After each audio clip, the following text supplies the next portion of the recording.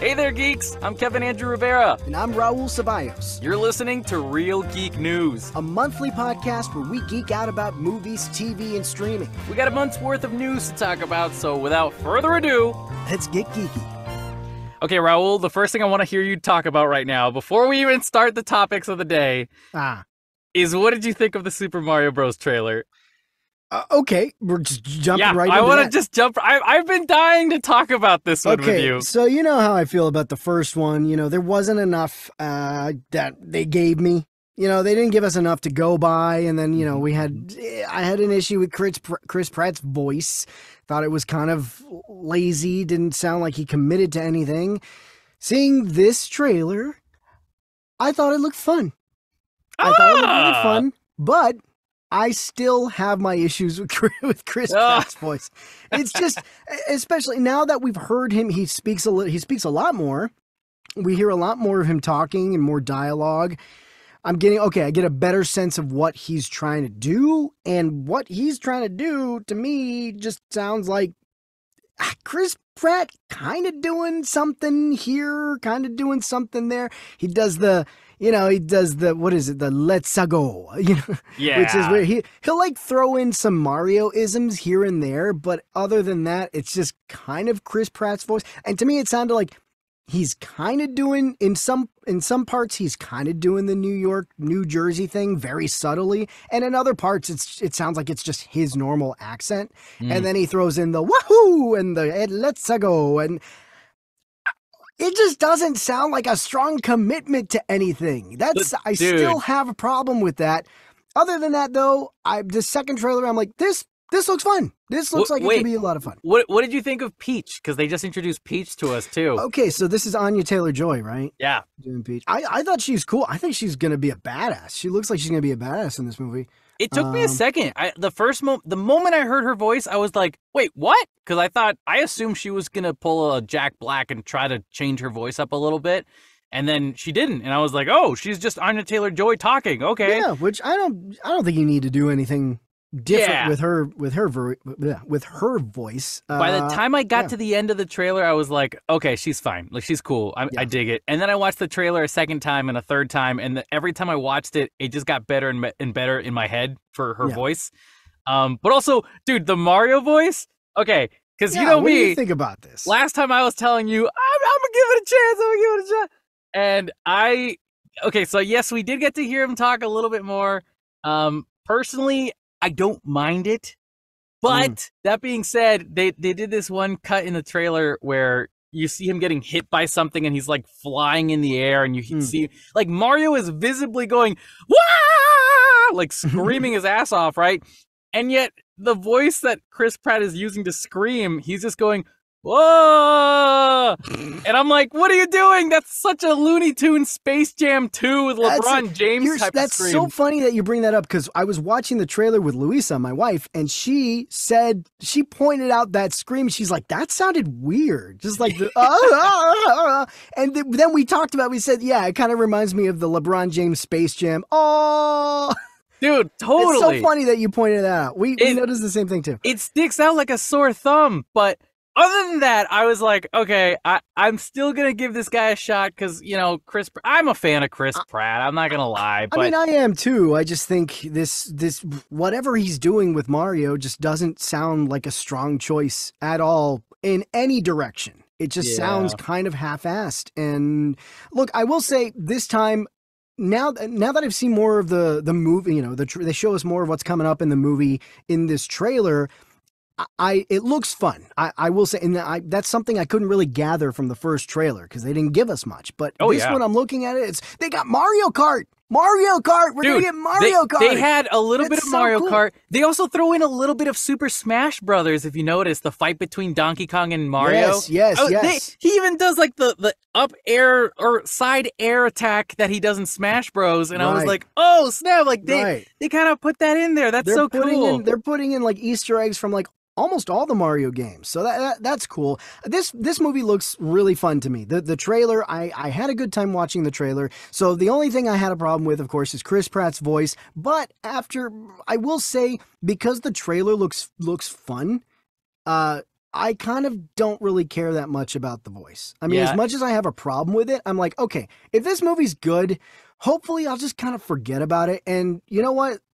I'm kind of used to the voice now. Now You that know, we've heard it in the first what about trailer, this? and What yeah, what do you think of this though? Because to me, what happened was like as soon as I heard Anya Taylor-Joy speaking as her own version of Peach, yeah, it stopped forcing me to put a rule on all the characters need to sound yeah. like their characters in the games. Like Jack Black Charlie did his Day. best. Yeah, Charlie Day. Like you got Charlie Day, Chris Pratt, and Anya Taylor-Joy not doing voices for their Yeah, characters that are properly for them. Instead, yeah, they're doing their own voices technically. yeah. Only Jack Black and I think Keegan Michael Key was Keegan-Michael Key. trying to do kind of like a kind of voice for Toad, and I was It like, sounds like they may have pitched him up a little bit. yeah, and it's interesting that like the character actors chose to do their character voices, Mm, but like the main leads of this movie aren't doing that. And for yeah. some reason, after listening to this trailer, it worked for me. Like Chris Pratt worked for me for the most part. Anya Taylor-Joy works for me. Who was the third person? There was one more. Charlie Day. Charlie Day. Sorry.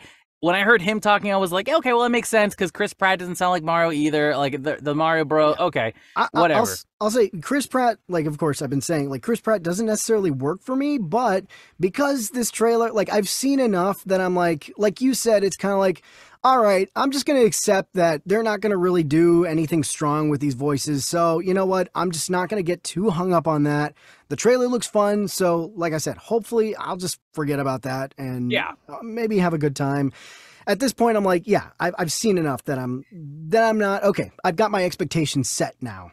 I'm surprised they didn't give us like a release date. I know they said April, but I was like, April what? Like, just give us a release date. Oh, that'll come later. There's still some time. But it's almost it's December when you guys are listening to this episode. But like, it's December. It's November for us. You know, it's so close. April's so I guess not really, huh? January, February, March, April. That's 4 or 5 months from now. Okay, all right. They got time. They got time. They it's got fine. some time. I'm sure between now and then, maybe around the new year, you know, in January, we'll get something. So yeah, we'll see. I'm still kind of like, okay, we'll see it. But this second trailer I liked much better than the first one.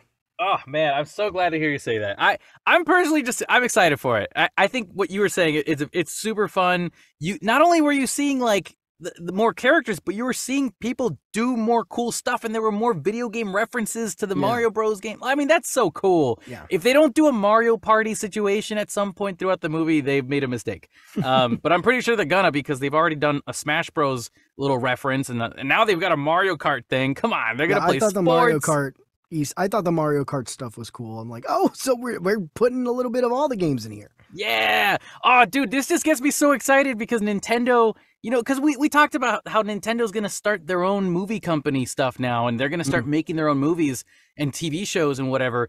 That'd be crazy if they started doing more of that. Like, we get to see more Super Mario Bros. TV show. Maybe bring back Charles Martinet for the TV series.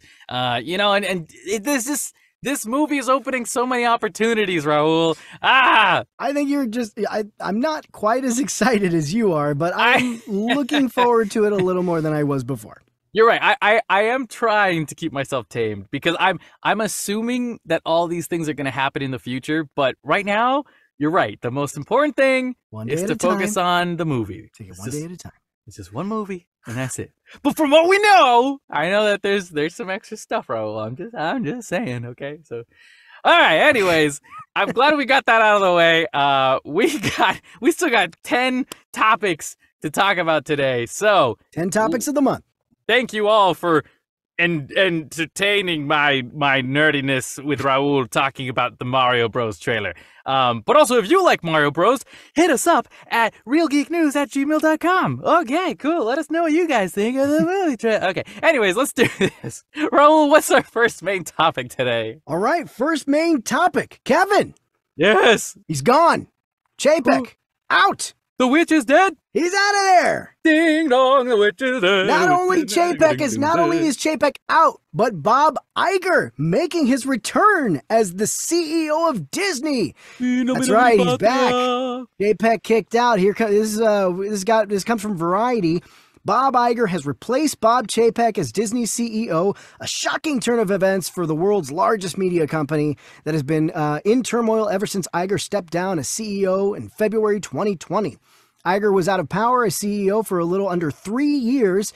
The news came as a shock even to the most senior Disney executives, industry sources said. Staffers learned of the stunning reversal in the press release emailed by Disney's corporate communications team. Chapek's ouster comes on the heels of a third quarter earnings report that spooked Wall Street as spending on content and marketing for Disney's direct-to-consumer platforms hits his projected peak of $1.5 billion in fiscal 2020. And also, other side note, Chapek himself also found out the day they announced it. He had no idea, and he himself also found out that day along with everybody else. So that's kind of crazy. Holy dang, that's nuts, man. Yeah, man, this is crazy. Of course, we all know Chapek has not had the best reputation as the CEO of Disney. I mean, there were so many things that he's done.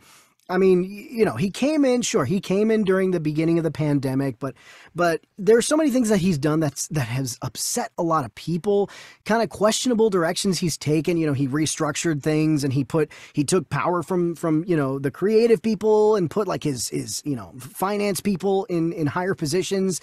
And, you know, he fired that guy, Peter Rice, who he kind of saw as a threat, right? Because it looked like this guy, Peter Rice, could have been the next guy to take his job potentially. Peter Rice. He fired him, which is kind of sketchy. You know, he bungled the whole Scarlett Johansson thing for, you know, Black Widow. And then what is it? The employees have been so upset with him. There's the whole don't say gay issue, which he kind of like botched with that whole thing. And it caused a lot of controversy, especially with the employees.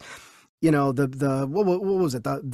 The earnings call after that, right? He announced, he just kind of like just almost in impulse, like announced all these hiring freezes, layoffs, you know, the stuff with the parks. I mean, it's been pretty bad. You know, he's done a lot of things. Pixar is not happy with him. Anyway, just a lot of crazy things that have happened that have not made him the most popular CEO of Disney. So I don't know. Bob Iger is back. This is the guy who under his tenure, you know, Disney experienced some of the biggest growth, you know, ever since, you know, in a long time. So just to put into perspective, Bob Iger bought Star Wars, Marvel, Pixar, like everything that we know and love now. 20th Century Fox, like, dude, everything. He bought it himself. And Muppets. Muppets, oh my God. Muppets like, the too, list yeah. goes on and on. Like, the guy knows how to be creative and make his company grow. Whereas once he left and Bob Chapek kind of stepped in, I think Bob Iger was under the impression that Bob Chapek was going to be like, yeah, I'll just do everything that you told me to do now that you're gone. Nope, that didn't happen at all. Instead, Bob Chapek was like, okay, now that I'm the leader, screw you and all the rules that you had for me. I'm going to do whatever the heck I want. And Bob Iger was all like, okay. But yes, for all of you listeners who are still kind of confused towards the end of our article here, they're talking a lot about their fiscal year and how they were losing a lot of money and their stocks were going down. And so I guess Disney chairman, like the chairman of the board and the people in that council, I guess, were like, hey, listen, this is going to be our excuse to kind of get rid of you because, you know, we just don't want you as our leader. But really what Raul just said, there's so much more to that than we thought. This is their pretty way of firing Bob Chapek.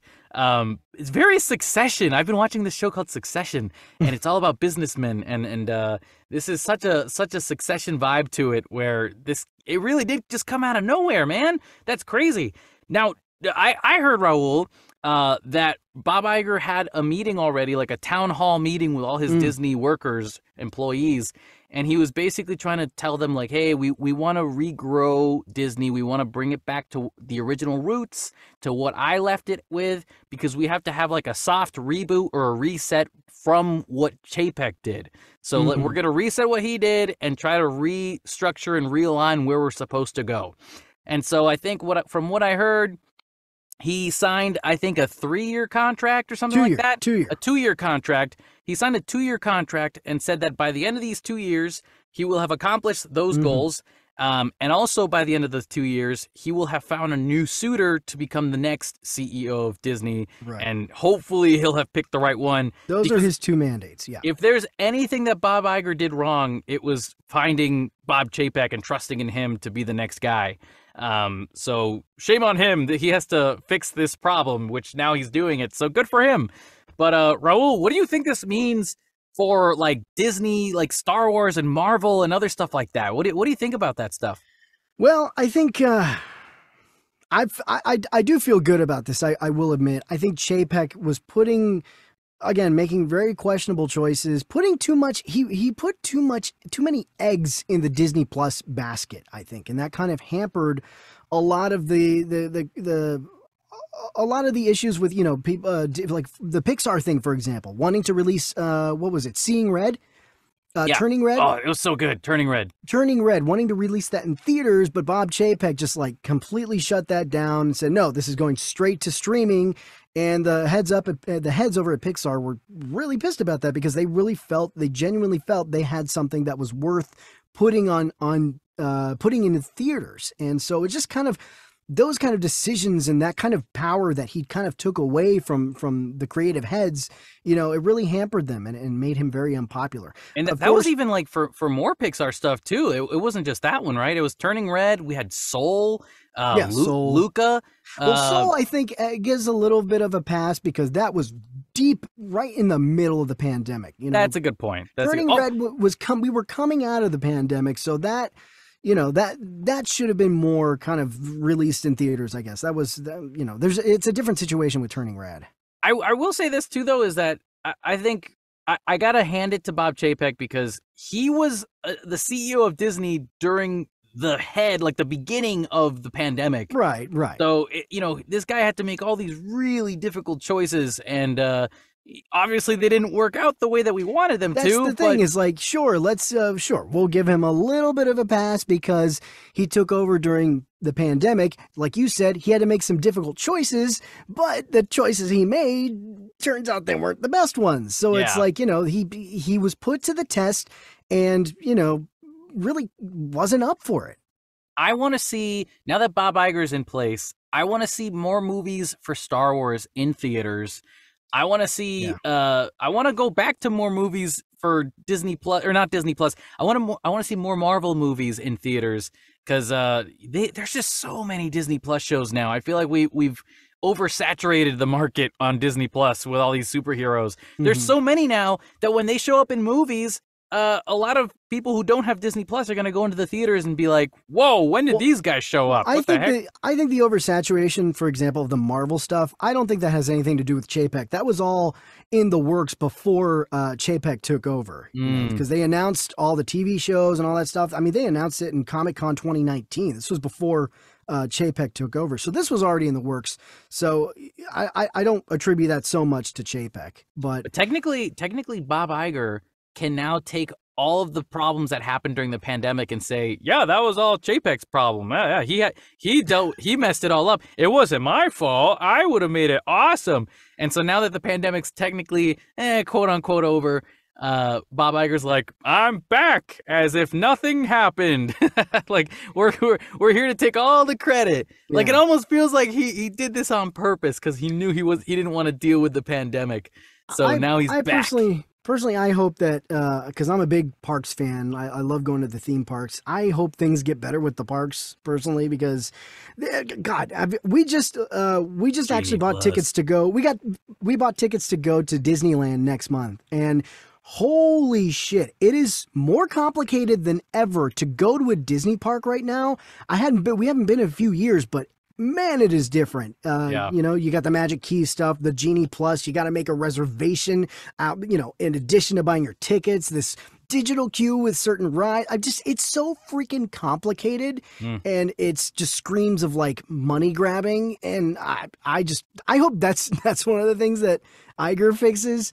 In addition to all this other stuff. But anyway, yeah, it's just what's interesting, Kevin? Yes, that they just renewed Chapek's contract like a couple months ago, didn't they? Like right before, and his contract was supposed to be for like 3 years. They had just renewed it.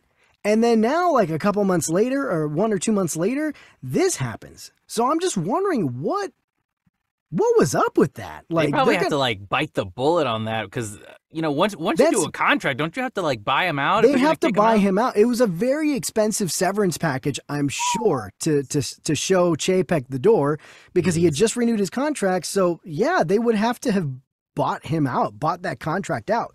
They're like, don't even worry, Chapek. We just got Avatar: The Way of Water coming in theaters soon. We're gonna have the money for this, okay? But it's just interesting that this must have been so bad. It must have been something else recently. You know what I mean? For them to go like, let's, screw this. We just renewed his contract. Screw this. Let's just buy him out. Yeah, I mean, if anything, it sounds like... There must have been a last straw. The straw that broke the camel's back. It's got to be a behind-the-scenes thing, and I'm sure that we're going to find out eventually, if not now.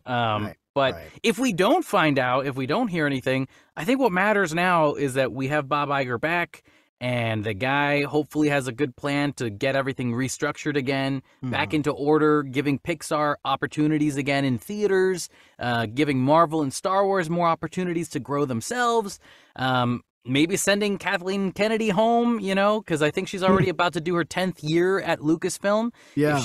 If she decided to retire now, I'd be totally okay with it because... I know that's been a big issue because, a lot of people haven't been too happy with the way Kathleen Kennedy has been running Lucasfilm. And I've got my issues with that as well. So yeah, we could talk about that for days, though. We could talk about that for days, because but you know what? What's even more important, though, is we've got other companies that are also restructuring. That's right. Your boy's talking about Warner Brothers. And what's at Warner Brothers? That's right. Oh, that's right, Raul. The DC Universe. I'm trying so hard to segue. So we got our next headline here, you guys, called All DC Movies, Shows, and even Video Games Will Be One Connected Story. This is crazy. This comes to us from comicbookmovie.com. So on Twitter, when asked if he and Safran, or he as in James Gunn, when asked if James Safran, Kevin, what is your English today? On Twitter, when James Gunn and Safran are planning to give, okay, we're gonna try this, and I'm gonna nail this, Raul.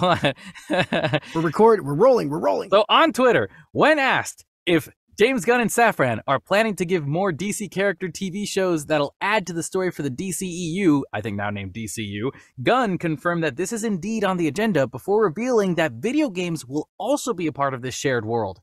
Adding video games to the mix would be a first. While there have obviously been plenty of Marvel and DC-based games over the years, they've never been considered canon to their perspective or respective big screen universes. As for character images, Gunn has confirmed that they're the heroes and villains he's referring to here, but it might be telling that he has yet to spotlight anyone that has already appeared in a previous DCU movie/series.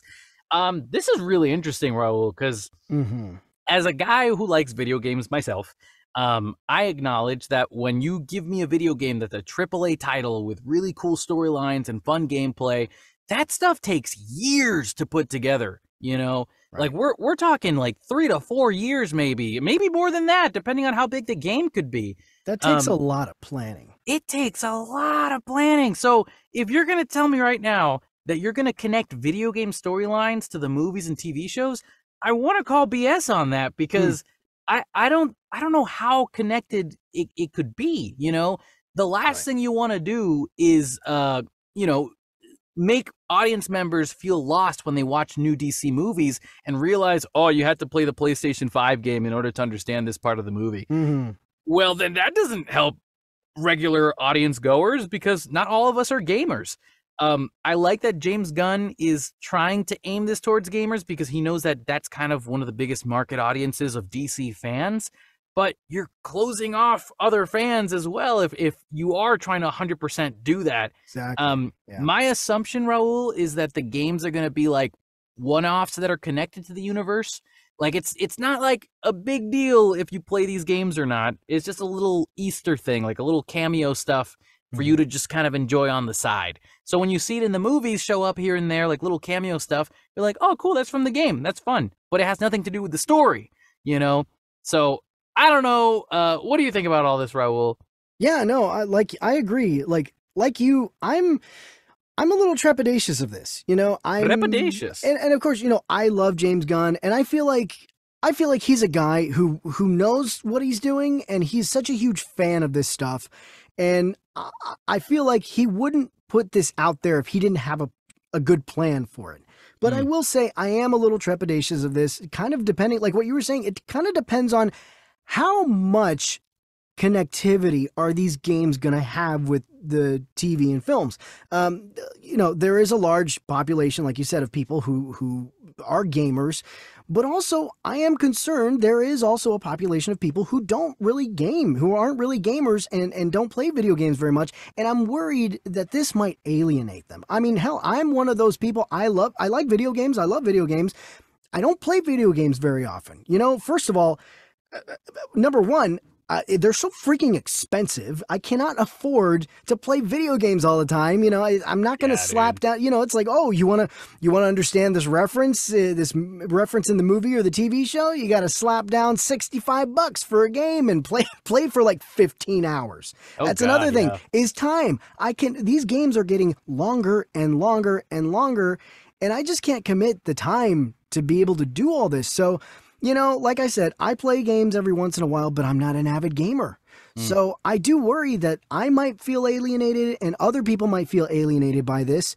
And look, the Marvel stuff, it's already a grind keeping up with the movies and TV shows as it is. You really got to work at it now.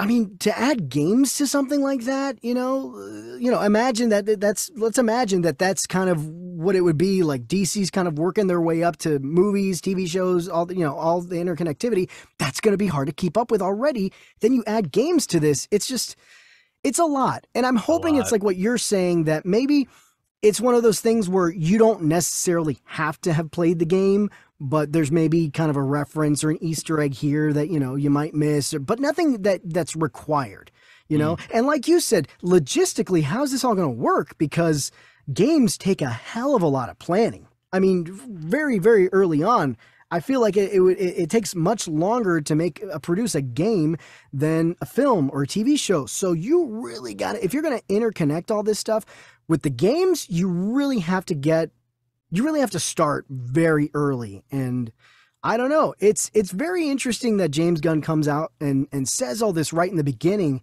because I'm kind of shocked. I feel like they should work their way up to that, kind of like how Marvel started. Just focus on films, then after a while, add some TV shows, and then after a while, if you really want to start doing it, then maybe add video games to the interconnectedness of it. Do you think they're trying to nip the video game stuff in the butt? Because when Marvel, I don't know if you saw that Marvel has their own Avengers game that came out, but it has nothing to do with the MCU. It's just like off-brand looking character models that. Well, what's wrong with that? That's the thing. Well, here's the thing: is that a lot of fans were were mad because they kind of looked like Mark Ruffalo and Tony Stark's Robert Downey Jr. Like they were. It almost looked like they were trying to go for those looks, but not really committing to it, because they were like, no, but it's a different universe. But fans got so connected to the Avengers stuff that people just assumed that this game would be based off the MCU. And so I wonder if James Gunn might be like, okay, well, if I do a Justice League game, I'm going to want to have my actors from my movies in this universe, which actually brings up another question. If James Gunn is going to make movies and games based on the movies, are the characters in the movies going to be doing motion capture for the games? Like, how does that work? See, that's the thing. I don't know. It depends on like what's going to be the interconnectivity? Are we going to see characters from the films cross over into games, or is it going to be like a subtle reference or a throwaway line that might reference something else? You know what I mean? What if it's just like Marvel Snap? Like Marvel Snap on the iPhone, or I'm sorry, you have an Android. Oh, maybe you don't get what them is on that? What is filming? What's Marvel Snap? It's just a game from Marvel that they put together that's very addictive. I think it's like card based or something like that. I haven't played it, but I have it downloaded because I'm an iPhone user. But no, I think maybe it could be something like that, where it is just more of like a little quick game that you can play on your phone kind of stuff that kind of just, signals you to the DCU, but it doesn't really have any impactful stories. However, Raul, the first thought I had in my mind was that if James Gunn wants to make video games that are more movie and cinematic wise, maybe talking to Naughty Dog would be an option for the DCU.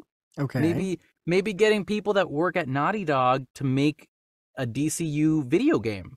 And they can do very cinematic styling of storytelling.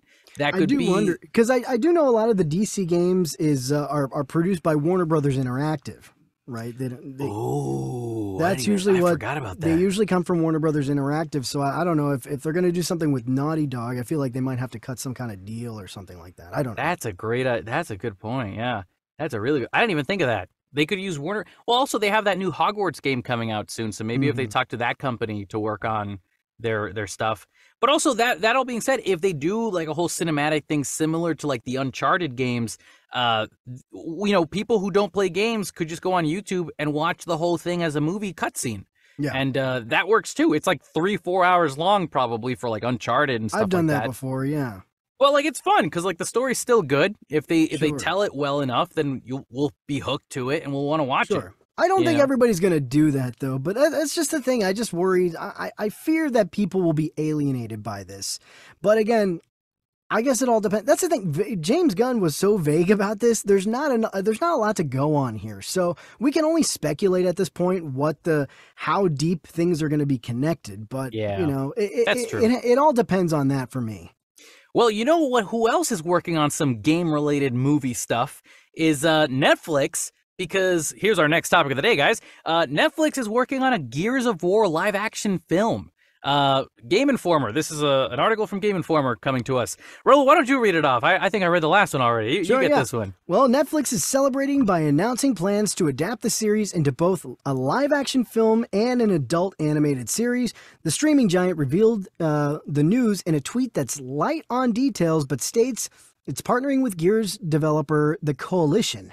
Based on the tweet's wording, it sounds like the animated show will come after the movie's release. It may not stop there, as Netflix also says there's potential for more stories to follow. In terms of potential cast, Guardians of the Galaxy actor Dave Bautista has publicly petitioned to play Marcus Phoenix on several occasions. The closest he's come is appearing as himself in Phoenix's armor in a skin in Gears 5.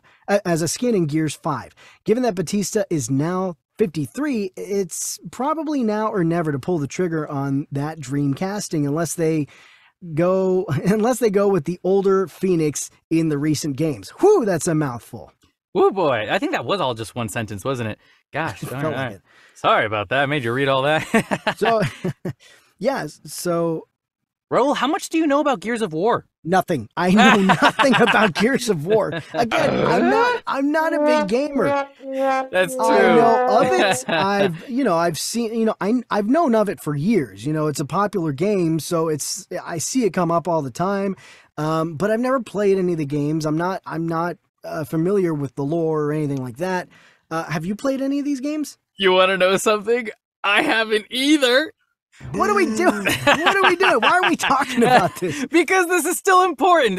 People are screaming now. Like, these two idiots don't even know. They're reporting on stuff they know nothing about. Okay, no, I will say this. I have Why are we talking about? Why is this a topic we're covering? Because we're geeks, Raul. We're geeks. We're real geeks, okay? Yeah, but I know nothing about this. That's okay. That's why we'll make this one quick. Because I've heard so much about Gears of War and so much about how badly people want Dave Bautista to be a part of this series and franchise. I've heard so much about it that I want him to be in this stuff. I've played some demos. Okay, look there. I've played some demos of Gears of War. Better than I have done. And it's very addicting just on the demos alone. But, I know that, the main character's looking for his wife all the time. Where's my wife? That's what he says a lot. But not like Harrison Ford. He didn't kill his wife. Maybe he did. I don't know. I haven't played the games. Oh, boy. Anyways, I think it's really cool that Dave Bautista's trying to be a part of this because every time I see the guy, he looks like a character that belongs in that game series. And the fact that Netflix is trying new things with this because they're like, hey, cool, we succeeded a lot with the books and game stuff for The Witcher, for their series. Why don't we do other stuff that's video game based, sort of? And what better to do than with Gears of War? Wait, so clarify. So Netflix, they're putting out a movie on Netflix? They're putting out a movie on Netflix, and then afterwards they have TV series stuff that's going to be popping up on Netflix as well. Are they going to do this? See, because, some other recent news, Glass Onion came out, and it was a limited release, but it did very, very well. And, of course, Netflix has the rights to the Knives Out franchise, and so they put out Glass Onion. It did very, very well. They were kind of experimenting with putting some movies out in theaters before moving it to streaming on Netflix. Are they going to do that with this? They don't say, right? I mean, Glass Onion is definitely an experiment right now. So they're trying to see how much money they can get from them putting it out in theaters. Oh, it seems like it seems like it's doing pretty well. Better than if they had just put it straight on Netflix. You know, it's just like crazy that these guys they didn't realize if you put it in theaters, you could make so much more money. Yeah, I saw it on Saturday. And it was a fun movie, and it was so really strange. It was the strangest thing seeing the Netflix logo appear on a huge movie theater screen. Oh wow, that's gotta be weird. Yeah, very, very weird. But also once that was done and over with, I was like, okay, this is something new. We're trying it. Let's do this. I've heard great things. I really want to see it. And I think it was really fun. But anyways, going back to Gears of War, maybe they'll do something for Gears of War in theaters if Glass Onion becomes very successful in the theaters. But that being said, I think Gears of War is Netflix's version of the Halo series from Paramount Plus. Because, they got their war video game stuff. So now Netflix has to have it too, because it's clearly working for Paramount. I want to sign up for Paramount Plus so badly, Raul, but there's so many to sign up for. Like, I have Netflix, Hulu, Disney Plus, Crunchyroll, like you name it, I freaking have it. And now I have to add another one on top of that? Come on. Netflix and Disney Plus, they're like upping their prices on everything. And this is the streaming wars, man. Like this. Yeah, it has been for years. It's just been getting more and more intense though, because all these companies are trying to find new ways to get us hooked. Yeah. Well, since the pandemic, really, I think that really kind of got everything really kickstarted. Definitely. And what better way to get nerds into their streaming services than making these types of video game related series and movies?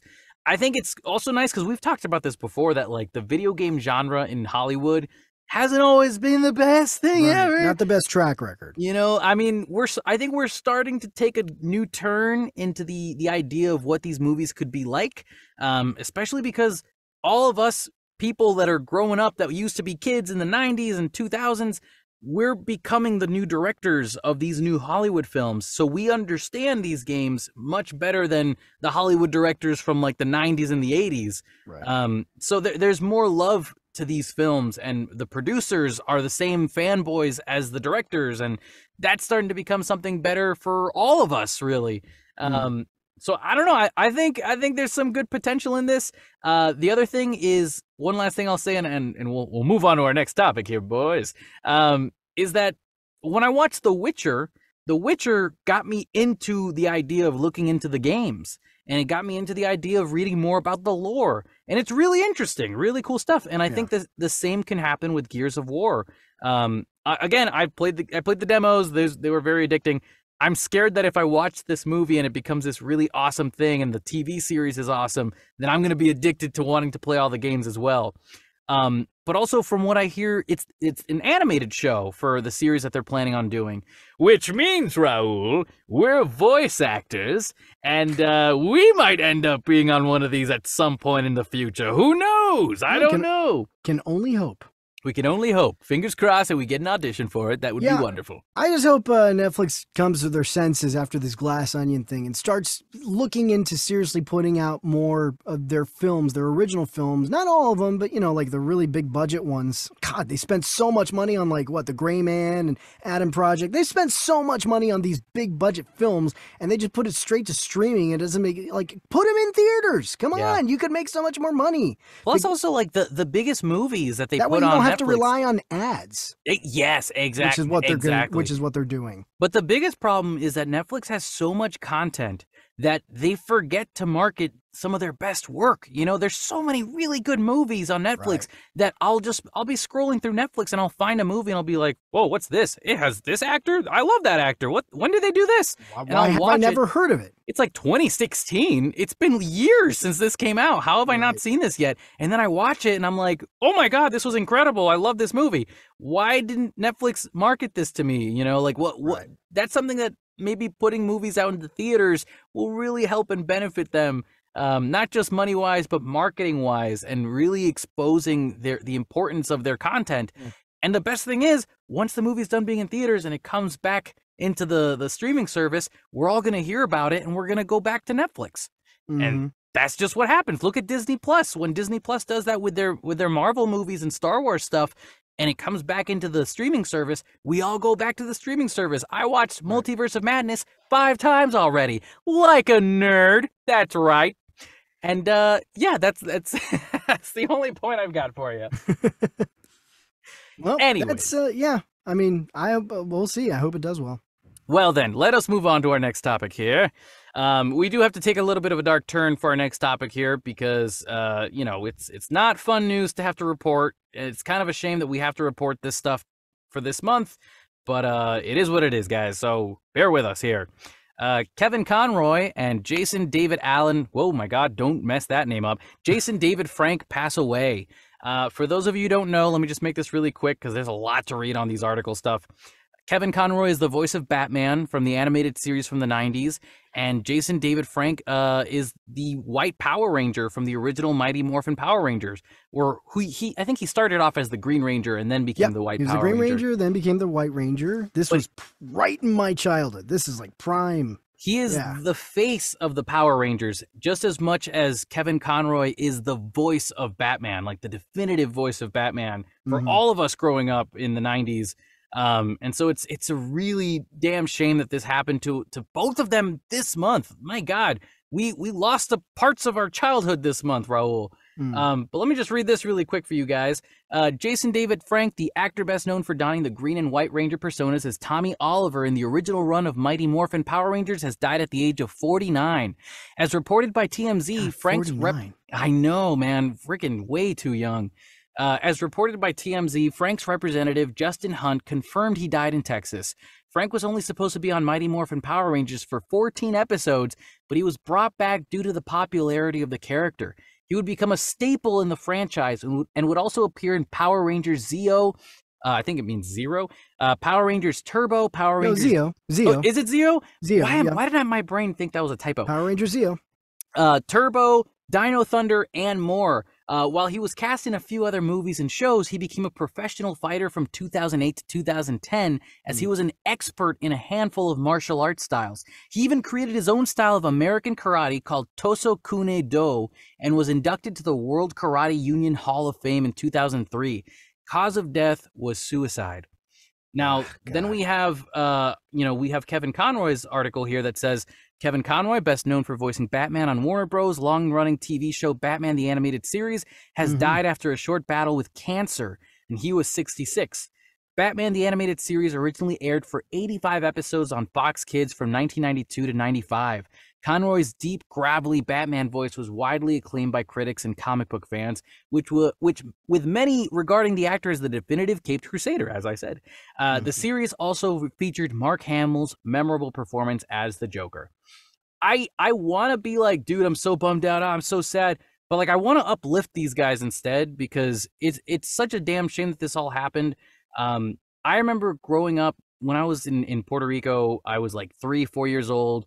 For Christmas, my parents gave me and my brother 2 Power Rangers action figures.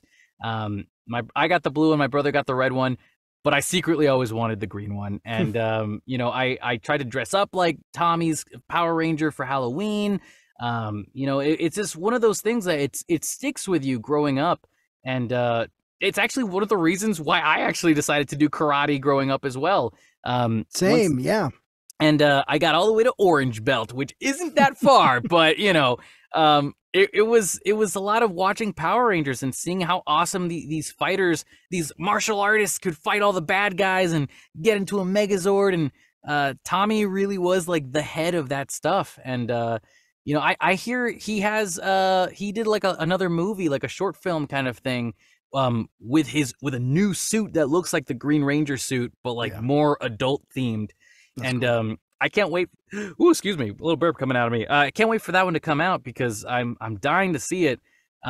It's just a shame that he won't get the chance to watch it with his fans because there were Mhm. so many people that loved him, and he's done so much for the community.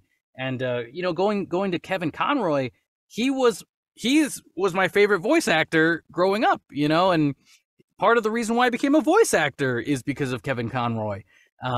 Heck, I obsessively play Batman Arkham, the Arkham series, because I love hearing Kevin Conroy so much and his acting ability, and you know, he's done so much voiceover for years.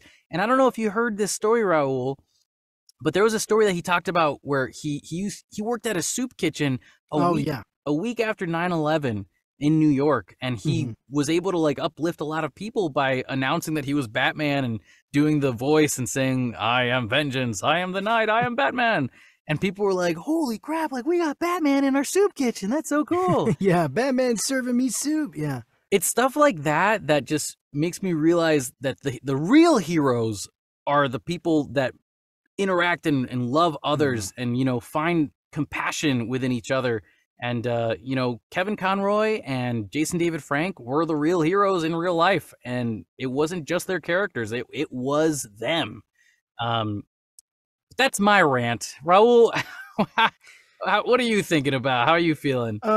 Both of these, this was very sad for me. These were really hard deaths to kind of take in. This is both of these guys were right in the prime of my childhood. I mean, I watched well at 1992. I was like 4 years old. I think I was watching nothing but Power Rangers and Batman the Animated Series. I mean, I was watching so many of these shows. These guys have grown up. I've grown up with these guys, and it's really interesting. These guys, they're known for they're best known for stuff they've done back in the day, back in the 90s. You know, Jason David Frank with Tommy on Power Rangers, and you know, Kevin Conroy known best for being in Batman the Animated Series. But the thing is, these guys were so popular in their respective roles, they kept coming back and back and back. And I mean, you Mm. just read it, Kevin. You read all the Power Rangers series, the different iterations of Power Rangers that he's appeared in. You know, he kept coming back for later seasons, all the way up until, you know, I don't know, just a few years ago.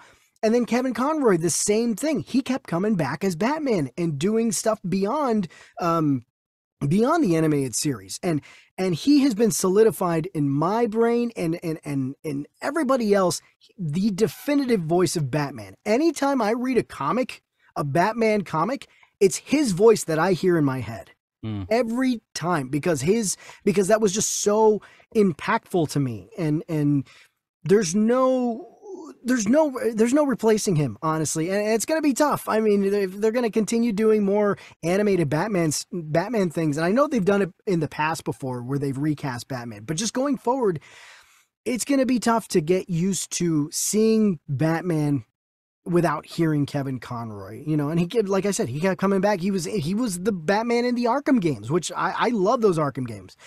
So it's just this one was particularly hard for me. Both of these guys, Mm. and you know, of course, Kevin Conroy dying of cancer, and Jason David Frank. My God, it's just unfortunate, you know, suicide and taking his own life. It's really sad when you hear things like that, because by all accounts, I haven't heard a bad thing about Jason David Frank. I've heard nothing but good things. He was always really, you know, he went to conventions all the time, and he was always really kind to his fans and always really, really nice. Never heard a bad thing about him. And likewise with Kevin Conroy. I mean, these are two generous, nice people that just love their fans, and they love being a part of. They love playing their characters so much, and they're Mm. just such giving people from all accounts. So it's just really unfortunate to hear when these things happen, you know. Um, so yeah, this was you know, like I said, it was a hard one, Yeah, yeah, but for real. yeah, but we have their legacy. Their legacy lives on, and they will not be forgotten. You know, every time I think of Power Rangers, he's Jason David Frank as Tommy is the first person I think about. And same with Batman. I Yeah, mean, and you our know, I will also say, like, for those, like, the thing that shocked me the most was that I didn't see it coming from Jason when he, Right. committed suicide. And I think he had just done a convention too. I think I so. think he had just appeared in a convention. Like, you never know what people are going through, and what's going on in their minds, and sometimes you don't see the signs of how to help people, or when somebody needs help. Sometimes you might not even be sure about whether or not you need help. For all you listeners out there, I have the suicide hotline up here. It's just 988. If you click 988 on your phone and you hit call, there'll be somebody there to call you on the other end to help you out and watch out for you, because Please listen, seek help if you feel like you're in that space. yeah, because listen, I mean, we're all nerds here. We're all guys that just love movies, and sometimes we use movies as an escape to, like, help us out, and sometimes we maybe you're listening to this podcast because it helps you get through the day, and we want you to know that we love you guys and we care about all you listeners, care about everyone in general, and we want everybody to feel healthy and okay, and take care of themselves and know that you're loved. And, don't be afraid to call that number, 988. If you think that's something that you really need for yourself, please do yourself the favor and call that number. Tell your family how much you love them. Know that you are loved by them. And, there's always hope. There's always good in life. And, if you ever want to talk to anybody, heck, email us at realgeeknews@gmail.com. And, we're more than glad to geek out with you guys about movie news and stuff like that, if that's something you love talking about. Because we love talking about it, Nothing but love, baby. Nothing but love. Nothing but love. Love, love, love, love. But I'm glad we are talking about health, mental health stuff, because it actually kind of segues us into our next topic, which is Chris Hemsworth is stepping back from acting after Alzheimer's risk diagnosis. I think, did I read the last one already? I think I did. Ro, why don't you take this one away? Yeah, all right. So this comes to us from Variety. Chris Hemsworth told Vanity Fair that he is planning to take a good chunk of time off work once his press tour for the Disney Plus series Limitless wraps. In the fifth episode of the series, Hemsworth meets with a doctor, and it's revealed that the Thor actor has a genetic predisposition for Alzheimer's disease. As Vanity Fair reports, his makeup includes two copies of the gene APOE4, one from his mother and the other from his father. Wow. Which and this, the quote continues, which studies have linked to an increased risk of Alzheimer's disease. Jeez. Although Hemsworth said it's not like I've been handed my resignation, the actor is now 8 to 10 times more likely to develop the disease. Hemsworth's grandfather is currently diagnosed with Alzheimer's disease. Hemsworth has already completed production on movies such as Netflix's Extraction 2 and George Miller's Mad Max Fury Road prequel Furiosa.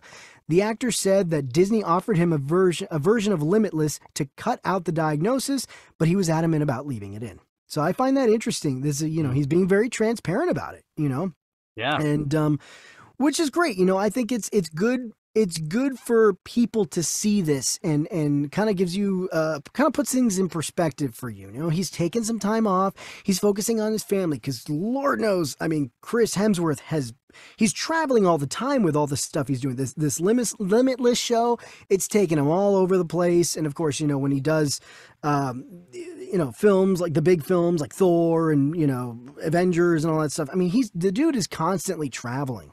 And I follow him on social media, and I've seen he's all over the place when he does projects. He really does. So this is good that he's opened up his eyes in a way, and kind of made him think about what's really important in his life. And he wants to take some time off, be with his family, and I think that's great. I think that's wonderful. And yeah, God, it sucks though on both sides, man. Both sides. Yeah, he was not a lucky guy. I mean, he was a lucky guy, but he's not a lucky guy. You know what I mean? Like Well, what's good is that he clearly is a guy who takes very good care of himself. Oh yeah. So, I think at least if Alzheimer's disease is on the horizon for him, I feel like, by him taking good care of himself and all that stuff, he can stave it off for quite a while.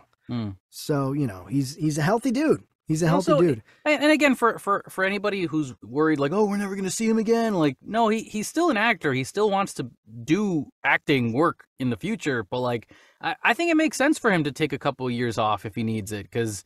I mean, heck, what everybody's just hyped about him being Thor at the moment. Like, they're like, oh, what are we gonna do if Thor doesn't show? Don't worry, he's gonna show up in a movie. Like, that's not the big picture. You know, the big picture is worrying about your health and worrying about your mental health, looking at your future, seeing what you've got coming up. I mean, I think that'd be a pretty big shock to me too if I found out that my family has a you know, what's the word I'm looking for? A predisposition, like a pattern of that happening.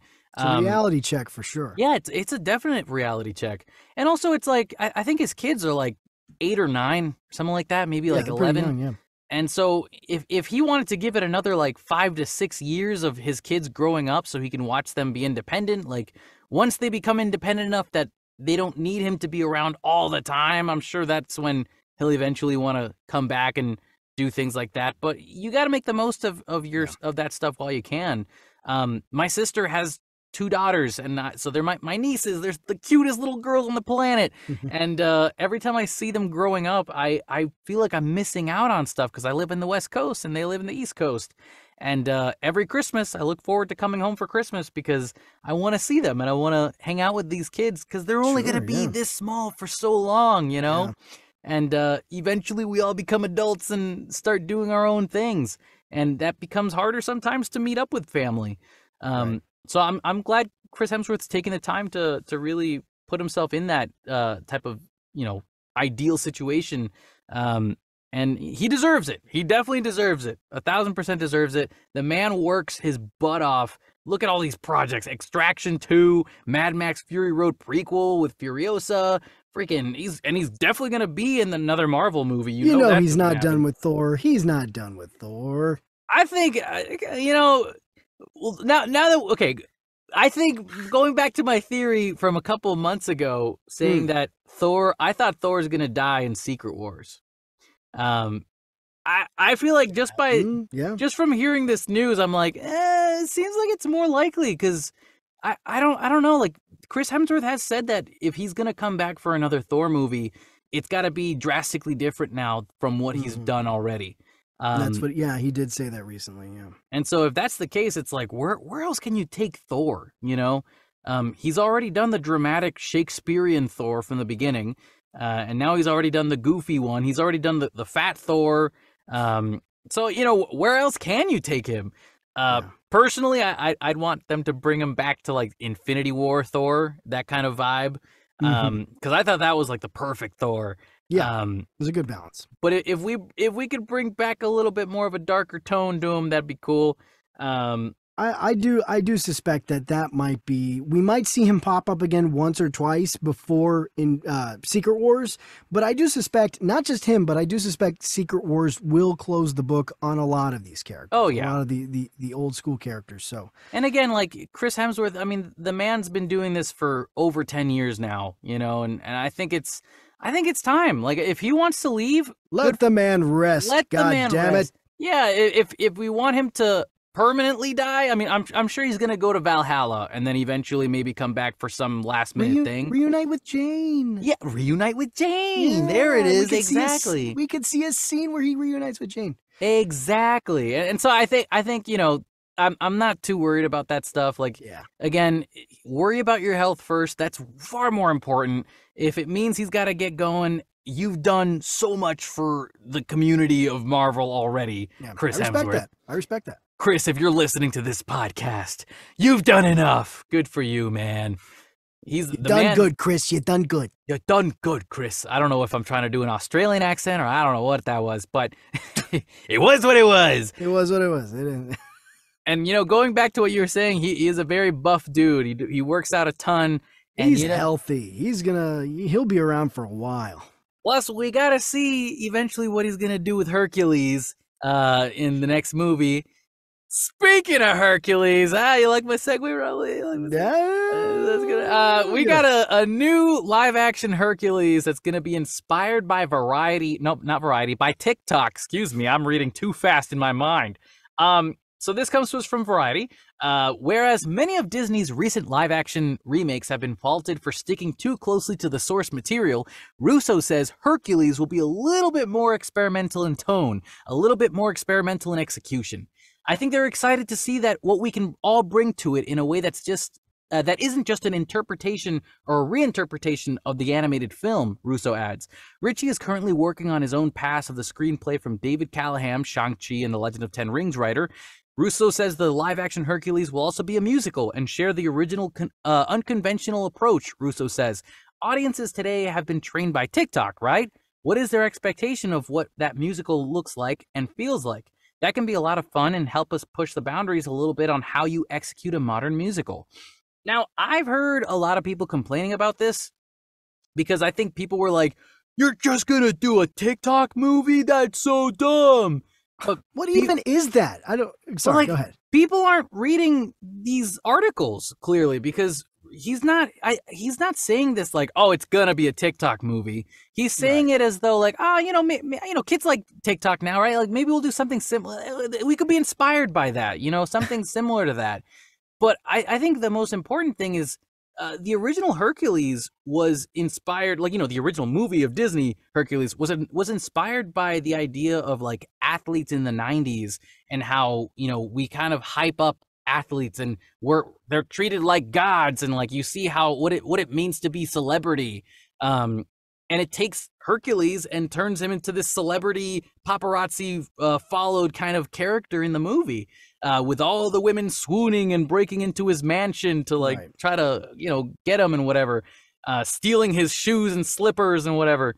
I kind of see what Russo is saying for this. Like they're going to have to talk about pop culture and what it means to have celebrity now in this day and age. And, one of our biggest things for our generation or this new generation is about being seen. A lot of us use TikTok and Instagram and Twitter because we want to be seen a lot of the time, which I also think is our poison and our curse.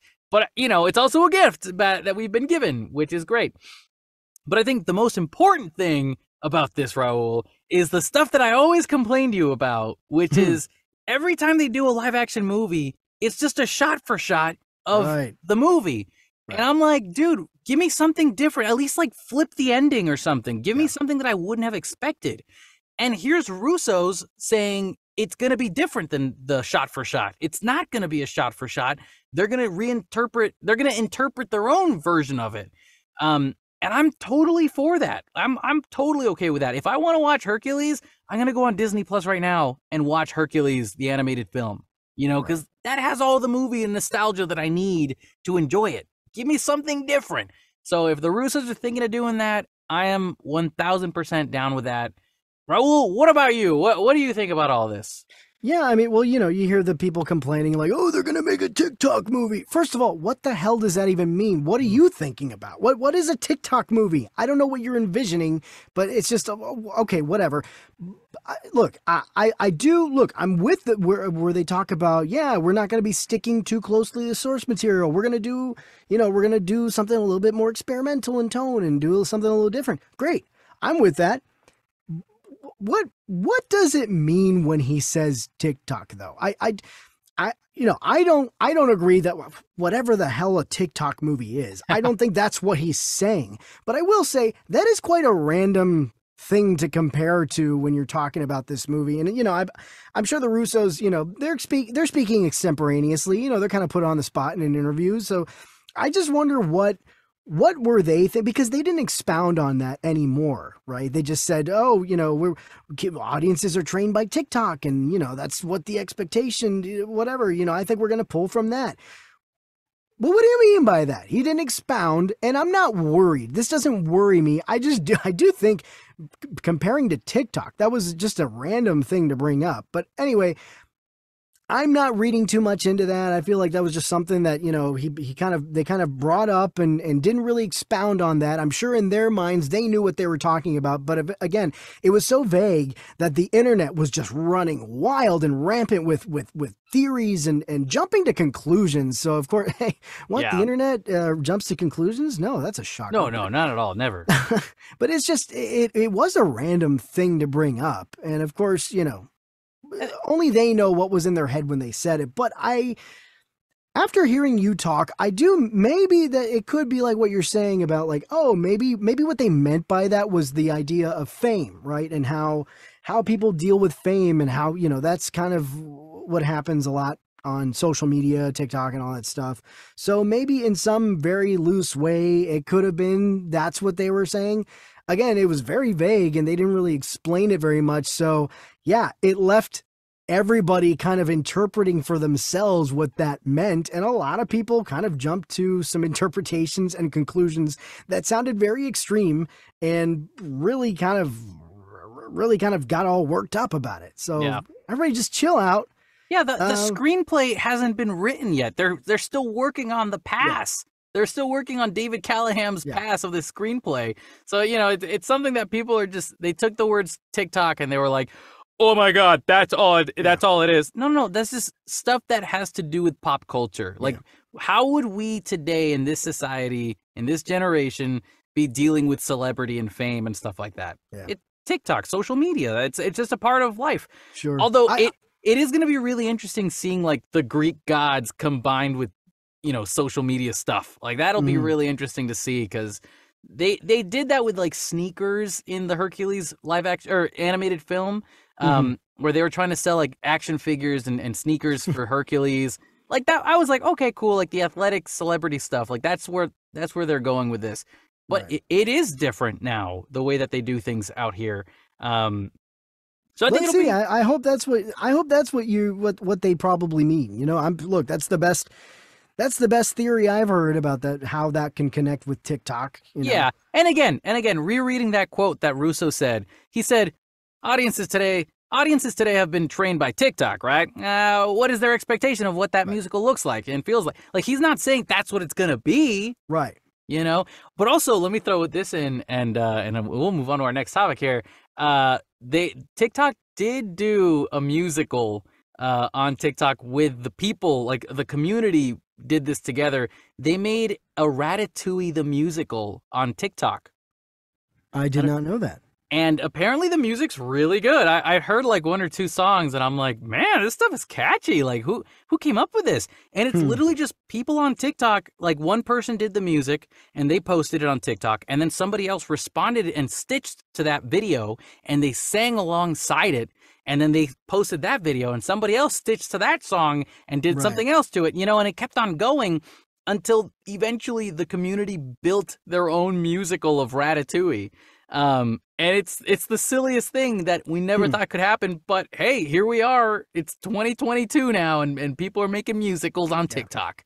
That's really the thing, though. That's the thing, but it's like, is that what they were thinking of? Like, I will say, as much as I'm look, everybody calm down. Seriously, everybody just calm down. This is not what you think it is.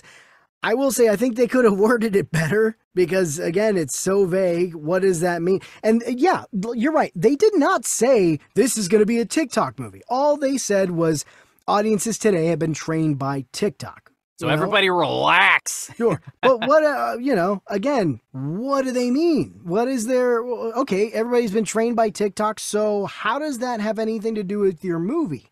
Again, hopefully the Russos leave like they come back and respond again. They say, hey, just to clear things up, we're not making a TikTok movie. We're just doing something that could have TikTok stuff related in the movie. Do they need to respond? Do they need to say that? I think it's obvious that that's not good. Who knows? I feel like they shouldn't have to come out and be like, definitely we're after not this making response, a TikTok movie. I think after this whole response, I think they're probably going to be like, okay, we're definitely not making TikTok stuff. Like the internet is just another case of the internet being stupid. Yeah. We're just jumping to conclusions, and that's the thing though. Is like we've heard about a Hercules live action movie for so long, and we just haven't seen anything at all. And so any little hints just get people excited and riled up, which might actually be a good thing that it's still getting that much of a reaction, So I'm looking forward to seeing that. But what I want to see is a Pocahontas live action, but more respectfully done, in more better taste. The music from Pocahontas is gorgeous. I think they could just present it better so that it doesn't offend a lot of people, because nowadays, I guess Pocahontas doesn't pass, but back in the 90s, we grew up with it. So like, I think that's why I still enjoy the movie for what it was, but I understand what it means now. But you know what else is pretty cool is here's a terrible segue. Andor episodes are coming to Hulu, ABC, and FX. Raul, take it away, my guy. Unless you already did you read the last one or did I read the last one? No. Oh yeah, I read the last one. You read this one, yeah. Yeah, well, here's a quote from Deadline. Disney Plus's Andor is getting a cross-company push. The first 2 episodes for the Star Wars prequel series will air across Disney's distribution platforms, including ABC, FX, Freeform, and Hulu, over the Thanksgiving holiday, which, of course, was last week for us, coinciding with the season 1 finale with the streamer. Episodes are out now, so you can go check them out.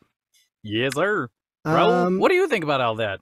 So, sure, this is smart. This is a smart move, to get for Disney. They want a little more synergy and trying to get, they want everybody on all of their platforms, right? They want everybody on Hulu, on Disney Plus, ABC, FX. They want everybody on all these just to get as much income as possible, much revenue coming from all these different things. So it makes sense, hey, we got a show on Disney Plus. If you're not subscribed to it, yeah, we'll give you a little taste. We'll give you something on Hulu.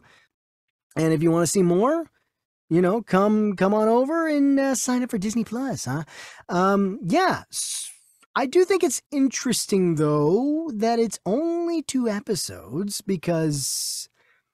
you've been watching Andor, right, Kevin? I watched the whole thing. Yeah, we've been watching it too. Without giving anything away, the show does kind of have a structure of every 3 episodes is almost like one story, and then the next 3 episodes is kind of like another story arc. So I do think it's interesting that they only give 2 episodes. Well, I think it's only the first 2 episodes came out during the Thanksgiving holiday, and now every week there's going to be new episodes on each streaming service. Oh, I see. So it's coming out. So it's right because they're starting. Disney wants to not just put Andor on Disney Plus, but on every streaming service, the whole series. Okay. Now, of course, the way I understood this is that they were only putting a few episodes out to get people to drive people over to Disney Plus. So you're saying they're putting the whole season out on all these other platforms? Right. They're doing a weekly release for those streaming services, but which I think is actually kind of a smart idea, just because Disney Plus already has the entire series. The whole season's already out on Disney Plus. So if you go to Hulu and you're like, oh cool, Andor, what is this, and you start watching it, and then you get to the second episode and you're like, oh, I need to watch the next episode, you suddenly find out online that every episode just so happens to be on Disney Plus. Why don't you just download Disney Plus and watch the rest of it there? You don't have to wait. So that's a good way to get people to switch to Disney Plus as well. Is it though? Because I don't know. Maybe for some people, but I feel like if you really want to take advantage of this, you don't put the whole season out. I feel like people would just, okay, I can wait. I don't know. I just think that's interesting that they're putting the whole season out on all these other platforms. What's the incentive? Well, Raul, to go over to Disney Plus. Let me tell you what the incentive is, because I have some strong feelings, Raul. Okay. What are your strong feelings? So, words are fun. So supposedly, Andor didn't get as many viewers as they would have gotten for Obi-Wan or Mandalorian and Boba Fett. Those are, also to be clear, those 3 shows are like incredible, shows where they have like these iconic characters already, or Mandalorian kind of turned into that. Mm-hmm. Andor was a different story. Andor, they took Diego Luna's character from Rogue One and were like, hey, let's make a show about him. And I'll be honest, dude, you remember me saying this during our way back in our earlier episodes. I wasn't really too enthralled by the idea of an Andor series. I just thought, I don't care about Diego Luna's character. I already know what happens to him as well. There wasn't a glimpse in my mind that was interested in that character. And so I didn't feel compelled to get excited to watch it. Granted, I stuck around for it and I watched all the trailers and that got me interested a little bit. And then we reported our own stuff about how the episodes are working out. And I think a lot of people just didn't watch it because they just weren't as interested, as viewers. It didn't give them that magic Star Wars quality feel, like Ewan McGregor coming back as Obi-Wan.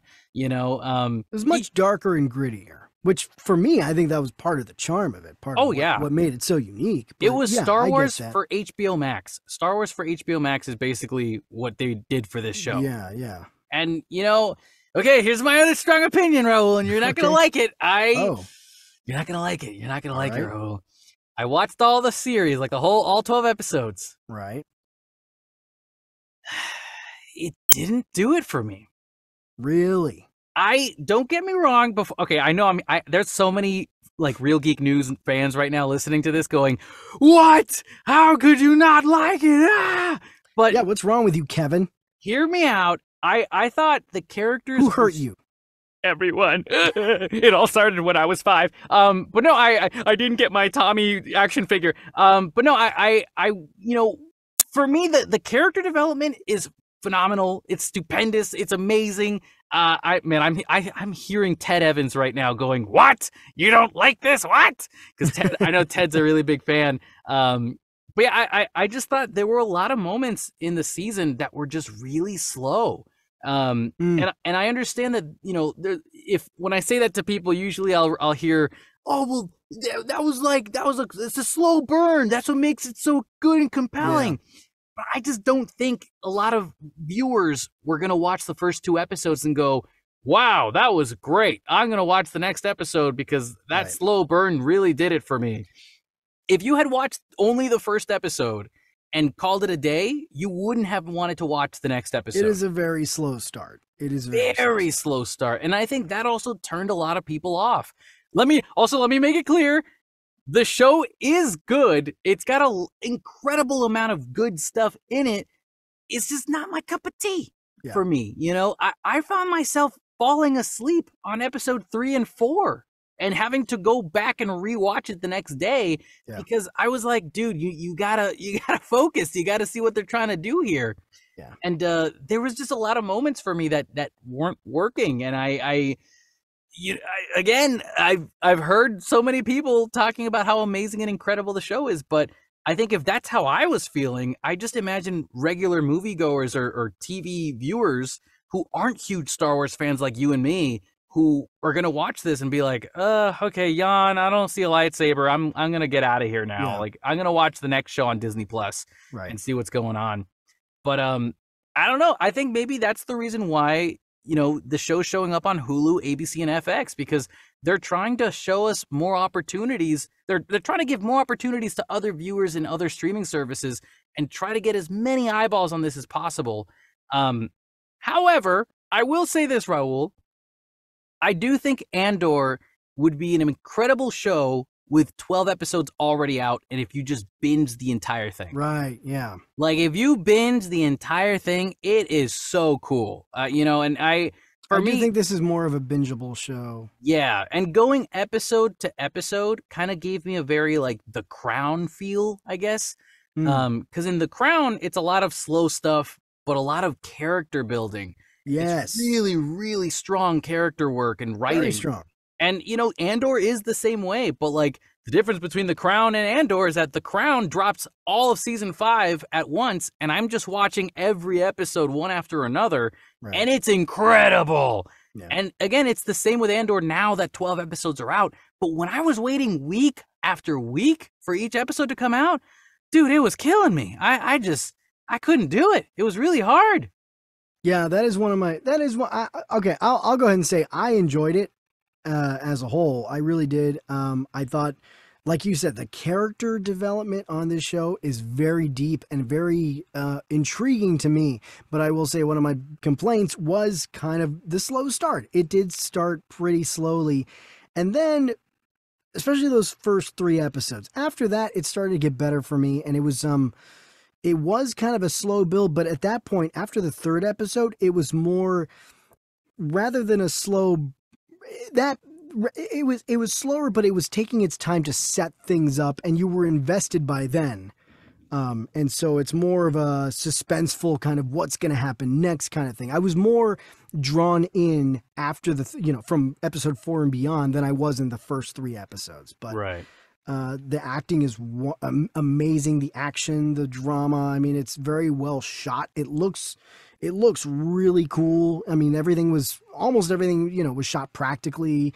The actual sets and locations. Gorgeous.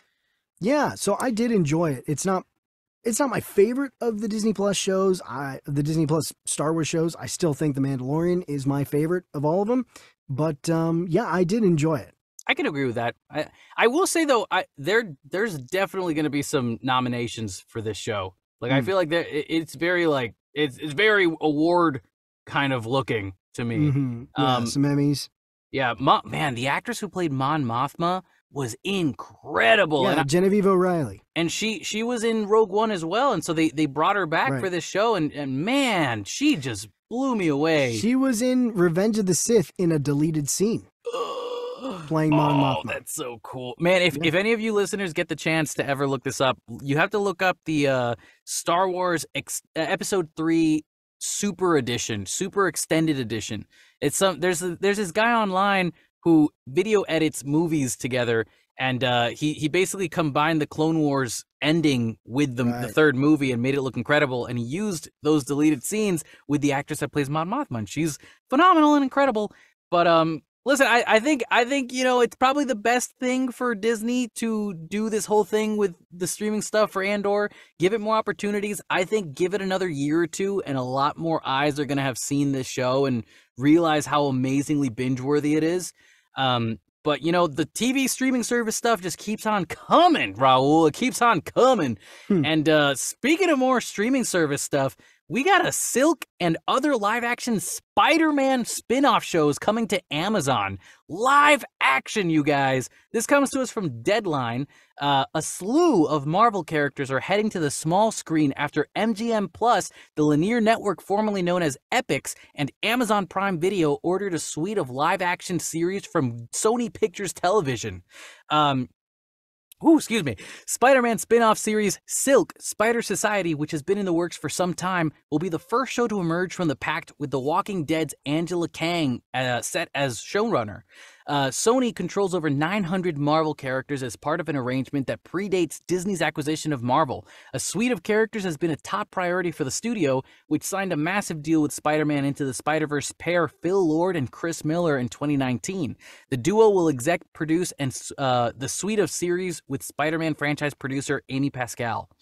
This is incredible news, I think, because man, as much as we all kind of crap on Sony for doing all these Spider-Man stuff that we feel is unnecessary, they have over 900 Marvel characters from the Spider-Verse that they can use, and they've had it at their disposal all this time, and they haven't done that much with it. And so the fact that they're trying to do all these live-action shows is pretty freaking cool. Hopefully the quality looks like the Disney Plus shows for Marvel, for the MCU, or maybe better. I'd love it if it was even better than that. But I think this is a good step into the idea of the Spider-Verse. And, they're talking about the whole, what's it called? That new movie that they're working on with the lady who has all the spider webs or whatever. Madam Web? The Madam Web movie. Yeah, they're working on a Madam Web movie. And for all you listeners who don't know what Madam Web is, she's basically like the thread between all the Spider-Mans in every universe. They're all interconnected with her, with this magic web in the multiverse of blah, blah, blah. And I think it's really kind of touching upon the MCU's multiverse stuff. Because clearly we're not done with the multiverse just yet. I think we got till Secret Wars is over, which is like 2025, 26 probably. So we got all this time to see all this extra multiverse stuff. If it's hot, keep on cooking it, So I'm excited to see this Silk Spider Society series. That sounds awesome. I saw some pictures of like the Korean character that's gonna be the next Spider-Woman, called Silk. That's so cool. I have no idea what the story is. All I do know is that Angela Kang's gonna be the showrunner from The Walking Dead, and hopefully hopefully it's more of like the beginning of The Walking Dead rather than the ending of The Walking Dead. But, Raul, what are your thoughts on all this? How are you feeling about Sony working on these live action series? All right, I just want to clarify. This is the Silk is the only project they announced. So far, yes. This is the only one that's been confirmed, but they did also say that they want to work on other spin-off stuff. A bunch of other stuff. Okay. And do we know, is this going to be canonical with like the Sony Spidey, like with Venom and Morbius? Is that Madam Web? Well, that's why this is why I was bringing up the whole multiverse thing earlier, because there is a possibility that, like, if any of these are popular enough, then once the Madam Web stuff starts interconnecting every Spider-Man, including Tom Holland's Spider-Man, that might introduce us to these characters. So you never know. I think Sony has they've been cooking up this plan for a long time, it sounds like. Right. And they're slowly putting the pieces together. So all this time we've been kind of making fun of them, being like, what are you doing with this Morbius thing? What are you doing with, you're just trying to do a Sinister Six. What are you doing? But maybe there has been something in mind for them. And the fact that, I'll throw that one last thing is that what's his name? Phil Lord and Chris Miller are now executive producers on this stuff. Mm-hmm. That might be a good sign for us. So I don't know. I want to trust that Sony knows what they're doing. They did make Spider-Verse and Spider-Man 2. And, I want to give them the benefit of the doubt after hearing all this. But yes, Ro, what do you think? Kevin? Yes. I'm nervous about this. Me to be too. Perfectly honest with you. Oh, you are? I am. I'm just trying to be hopeful. Doesn't sound like it. Listen, here's the thing. The Sony Spider-Man, Spider-Verse stuff, other than Spider-Verse, which is on the animated side, so I don't know, they haven't really made any indications of how that connects with like stuff like Venom, Morbius, Kraven the Hunter. And so other than that, and other than the Tom Holland Spider-Man films, which I don't really count because, Marvel Studios, it was a co-production. So Kevin Feige really had a hands-on kind of interaction with those projects.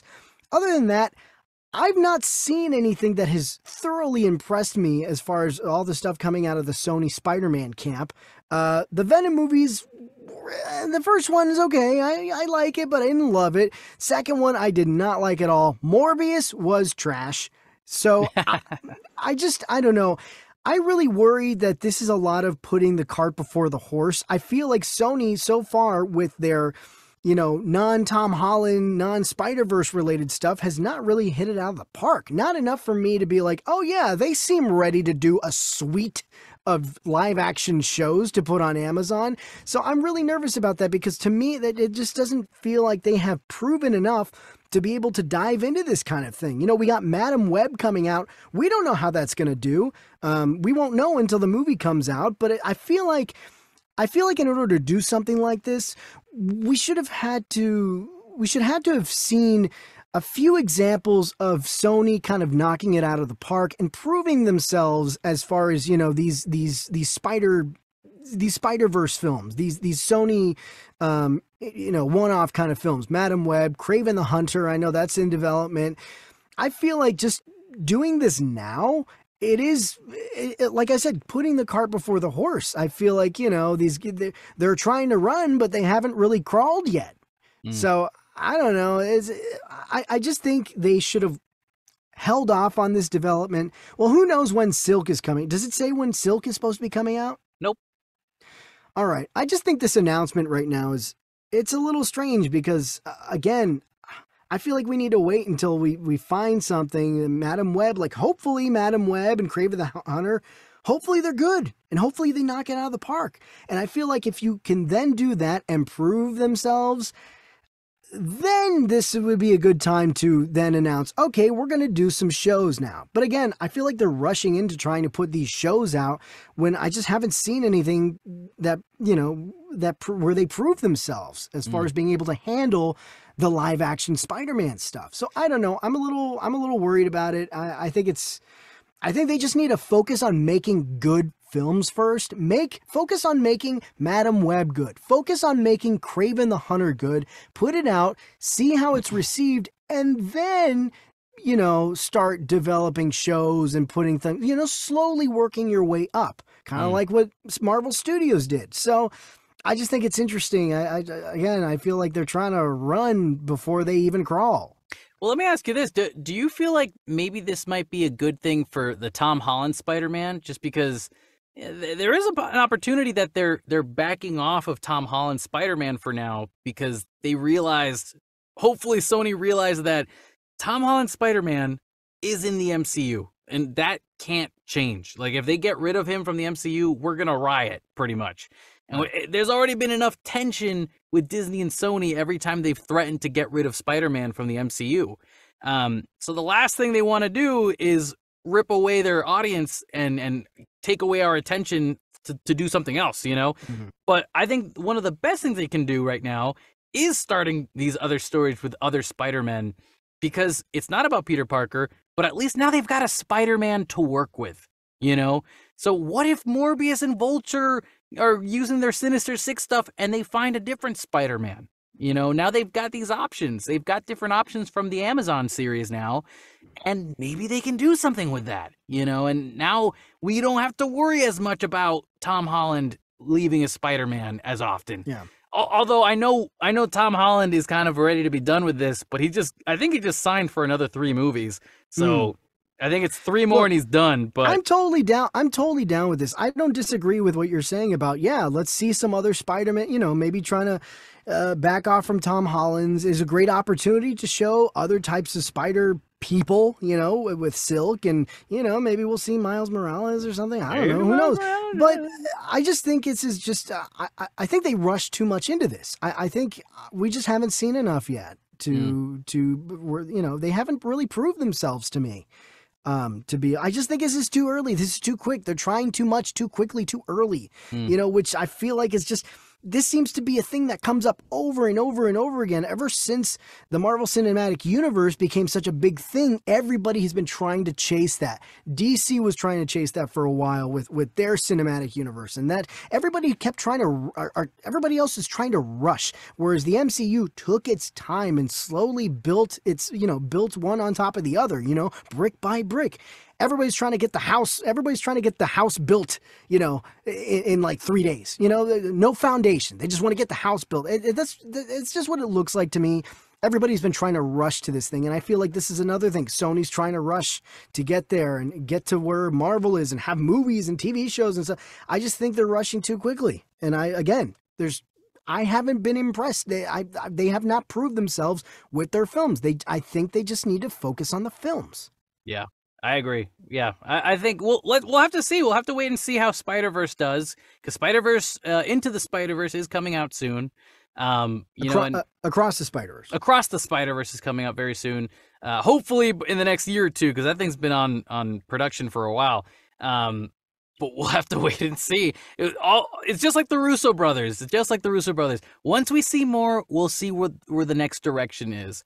But, it's another good direction recently that's been made is Lupita Nyong'o is going to star in a Quiet Place spinoff. Raul, why don't you take this one away? All right, well, this comes to us from Deadline. Sources tell Deadline that she's, Lupita Nyong'o, she is in final negotiations to star in Paramount's A Quiet Place Day One. The spinoff will be directed and written by Pig Helmer Michael Sarnowski. Not much more is known about this project, other than it not being a threequel, but rather a spin-off, based on an idea from John Krasinski, who directed and starred in the first 2 films. The hope is that this film will set up a potential Quiet Place universe that the studio can build on for years to come. It also is known that, while not out of the question, Emily Blunt and Krasinski won't reprise their roles in this installment. The film is set to bow on March 8th, 2024. You're in a little trouble there, man. Ugh, words are hard, man. So basically, yeah. Emily Blunt and Krasinski won't be in this, probably, but it is just a spin-off of Lupita Nyong'o's story in A Quiet Place universe. Right. I wonder, so a spin-off, but do you think this will be more of a prequel? I mean, just based on all I've got is the title, A Quiet Place Day One. I wonder if this is a spinoff, but it'll be more of a prequel, I wonder, just showing how everything got started, where these creatures came from, everything. You know what I mean? Do you want to see a Lupita Nyong'o story of The Quiet Place without the 2 original stars, Raul? If it's Lupita Nyong'o, yeah. I mean, I love everything she's done. I think she's a fantastic actress. I will let me admit something real quick. I have a huge crush on her. I knew it. especially after seeing her in Wakanda Forever. Man. I love her. She's so talented, and she's such a badass. She's so beautiful. But yeah, I love everything I've seen her in, and so I like this idea. I love the idea of following her. Yeah, and if John Krasinski and Emily Blunt don't come back, that's all right, because you got Lupita Nyong'o, who's gonna head this whole thing up. So I'm interested. Yeah, I'll be honest. Again, my Marvel Cinematic Universe brain kicks in when I saw this news, because this happened right before Black Panther 2 came out.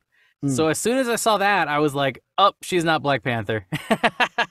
she's not going to be the Black Panther, because if if she has the free time to do other movies right now like that, there's no way she's going to be putting more time into Black Panther while doing this at the same time, you know." Who is the Black Panther? You'll never know. You gotta watch the movie. And hey, after you're done watching the movie, check out our movie review of Black Panther Wakanda Forever. We worked with Benjamin Banks and his Leveling Up gang and from his podcast. Go check it out if you get the chance to. But to be honest, I don't really have any other thoughts about this with Lupita Nyong'o. I just think it'll be interesting to see what she comes up with her own type of storyline. I'm sure it'll just be in a different part of the country or something, but we'll see. Yeah, I'm excited. To me, I am curious how I'm going to feel without seeing Emily Blunt and John Krasinski. So, because it really is their franchise. But we'll have to see. We'll have to wait and see. But you know what else is going on over here? Is Marvel's Blade movie finds new director and Emmy-nominated writer, baby. Oh, snap. So this comes to us from The Hollywood Reporter. We got Marvel Studios' Blade is being unsheathed once more, this time with a whole new creative team. Jan Demange, who directed the pilot of HBO's boundary-pushing horror series Lovecraft Country, has come aboard to helm the vampire action thriller that still has Mahershala Ali attached as the star. Meanwhile, Michael Starbury, who earned an Emmy nomination for penning an episode of Ava DuVernay's, I'm going to read her name properly, Ava DuVernay. That woman, When They See Us, has been hired to pen a brand new script for the feature. Rather than jamming another director in something that clearly needed an overhaul, Marvel pressed pause for a deeper look under the hood. That meant a page 1 rewrite for the project, which had labored in the screenwriting phase. Ali was personally involved in selecting the writer, according to the sources. Details are being kept under wraps, but sources say the new intent is for Blade to have a darker and grittier tone, falling on the edgier side of Marvel fare, and maybe even finding common shading with the fondly remembered Blade movies that made it in the early 2000s by New Line Cinema. So this is incredible news. Yeah. Because we reported this, I think, last month or the month before. A couple months ago. Things were just not going well with Marvel. And I wonder if this was another thing that also kind of had to do with Kevin Feige getting... What if this happened? What if Kevin Feige went to the board of Disney and said, Bob Chapek is messing me up. I can't hire the proper screenwriters and directors because Bob Chapek wants me to be cheaper with these projects that I'm working on. I'm working on the next Blade with a freaking Oscar-winning actor, okay? He wants me to give him the best we got. What are we doing? Do you think that could have been the inciting incident that made the board go, you know what? We just renewed his contract, but you know what? Let's get him out of here because Kevin Feige is not happy, and if Kevin Feige's not happy, we're not happy. I mean, it's all speculation. That's all rumors and speculation. I'm making them up, but I don't know how much of it. Yeah, how much power do you think Kevin Feige would have had if he said, "Hey, if I don't get the team that I'm looking for from Chapek, then I'm leaving. Like, I'm out. I'm leaving the MCU. Like, could that have threatened Disney to go, okay, let's get Bob Iger. Let's get Mr. Iger in here because we can't keep doing this to Kevin Feige. No, sir. I doubt that's what happened, but that'd be kind of a crazy thing. And long story short, the point I'm trying to make is I am glad that Kevin Feige had kind of a wake-up call that, you know, he's kind of overworking himself and he has to work with people like Bob Chapek all the time, and maybe that wasn't a fun thing for him because it's changing up the way he works, you know? Supposedly Kevin Feige couldn't report directly to Bob Chapek. There was a middleman that was now telling him what to do. And that wasn't okay. You know, there was a lot going on behind the scenes that we don't really know as moviegoers. But now that things are finally getting picked up and fixed, I'm glad to have read that one quote that Marvel's taking a pause. They pressed pause for a deeper look under the hood. That's important. That's super important. It tells us that the producers are listening to us as fans and they want what's best for us as well. And that's my thoughts on that. Raul, what about you? Well, yeah, I'm so happy that this is, we're hearing this now rather than something months and months down the line, which tells me, yeah, no, they're pushing, they're pushing off Blade, but it's not going to be shelved. Look, we want to get this figured out right now, and let's find a guy, let's find a director, let's find a new writer. This is interesting because we only speculated that this may have been the reason for everything falling apart in the first place with the previous director leaving and stuff like that, as we only suspected it was probably something in the writing. The director was not happy. Mahershala was not happy. That it was something in the writing process that was making all this fall apart. Page one rewrite. This seems to confirm there was a problem with the script. There was a problem with the script. They're not just getting a new director to do the same script. They're getting a new director. They're getting a new writer. Everything's just like we're starting from scratch, which is really interesting. Which, hey, I'm all for it. This is very, it's a relief for me to hear this. Of course, they're starting from scratch, so they had to push it back. But I'm glad this wasn't one of those things where they said, yeah, we're going to push off Blade and all that stuff. And then we never heard about it. And it just kind of was one of those things that fell through the cracks for a while. And then, they want to move on this. They do want to move on Blade. So they pushed it. They took a break, took a pause. Found somebody, found a director, found a writer. They're going to do a page one rewrite. Interesting to note that Mahershala signed off on the writer too, because of course, when we reported on it a couple months back, Mahershala was also, it was reported that Mahershala was not happy either. And I'm sure the script had a lot to do with that. So it's nice to know that he had some say in this. So this is promising. I'm glad we're back on track now.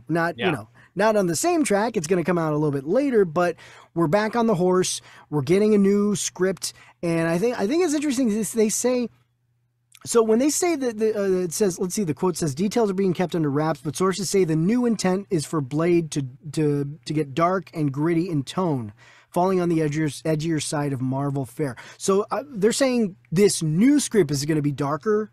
Is that what they're saying? Yeah, the new script is going to be darker versus the old script. Yeah, which makes sense too, because I don't know, if you look at Lovecraft Country, that's a pretty dark show as well. I mean, with the director that they're bringing into the room, like that's going to be, I think that's a good combination. That's going to be awesome. So I wonder, was the tone going to be lighter, and maybe that's one of the reasons out of many that it wasn't working. I guess maybe they realized, yeah, we should go darker. I don't know. You know what though? Like I think there's also the question of like, Wesley Snipes still looks good. And Wesley Snipes could have easily been asked to come back and just be Blade for this new generation. And if you're looking at Wesley Snipes and he's making the movies that he made and they look bloody and gory, you're going to have to top that, like how is Mahershala Ali going to top that with an MCU Marvel Studios lighthearted film, Well, I definitely don't think, I'm sorry, Kevin. No, go ahead. I definitely don't think they're going to be, this isn't going to be rated R. This is definitely going to be a PG-13 because, of course, we've heard Kevin Feige say before. Kevin Feige. Deadpool's the exception. It's the only one that's going to be rated R. Everything else is going to be PG-13. But, you can do dark and gritty and still just enough to kind of ride that line and have it be PG-13 and not have to go into R territory. So I do think this is interesting. I'm glad, like I said, I'm glad they moved on this and tried and fixed it quickly and got a new director and a new writer, because like what we were saying before, Mahershala ain't getting any younger. Yeah. You know, so I was worried this was going to be pushed off and pushed off and pushed off, and that eventually Mahershala would just kind of get fed up and leave. Dude, I thought for sure he was going to leave. I thought for sure he was going to leave. I did too for a while, yeah. But so now that they're like confirming, like, guys, look at the director, look at the writer, Mahershala's staying because he chose this stuff himself. Like, okay, good. Yeah, Keep him. and he not only did he decide to stay, he stayed, but he became integral in moving forward in, you know, being hands-on about the writer. Yeah, so which I think is nice, because you've even got that with what's his name, Oscar Isaac, when he's produced his Moon Knight series as well. So like this is another actor. Right. Yeah. Here's another actor who has good control over his own projects. So Mahershala Ali, maybe if that's what you got to do it, man. Like you can't. Yeah. I think don't wait on Kevin Feige and his team to fix all the problems for you. You got to get in there yourself, because look at how busy Kevin Feige is. He's got so much going on. Mm-hmm.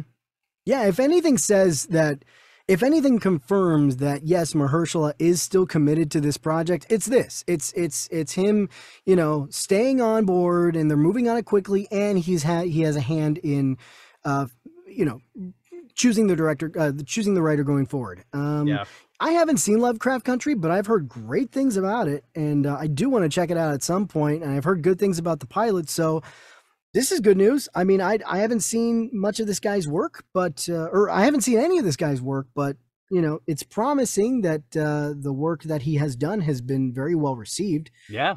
So yeah, and I haven't seen When They See Us either, but you know, I'm hoping if Mahershala has given his seal of approval for this guy, then I feel good about it. I feel good about it too. So yeah, definitely. I think now I'm really looking forward to Blade as a movie. Blade is back on track, baby. Yeah, definitely was not coming out next year. That's for sure. No. But you know, that is actually our main 10 topics of the episode today. You know, along with our bonus Super Mario Bros. Thing topic, but we made it work.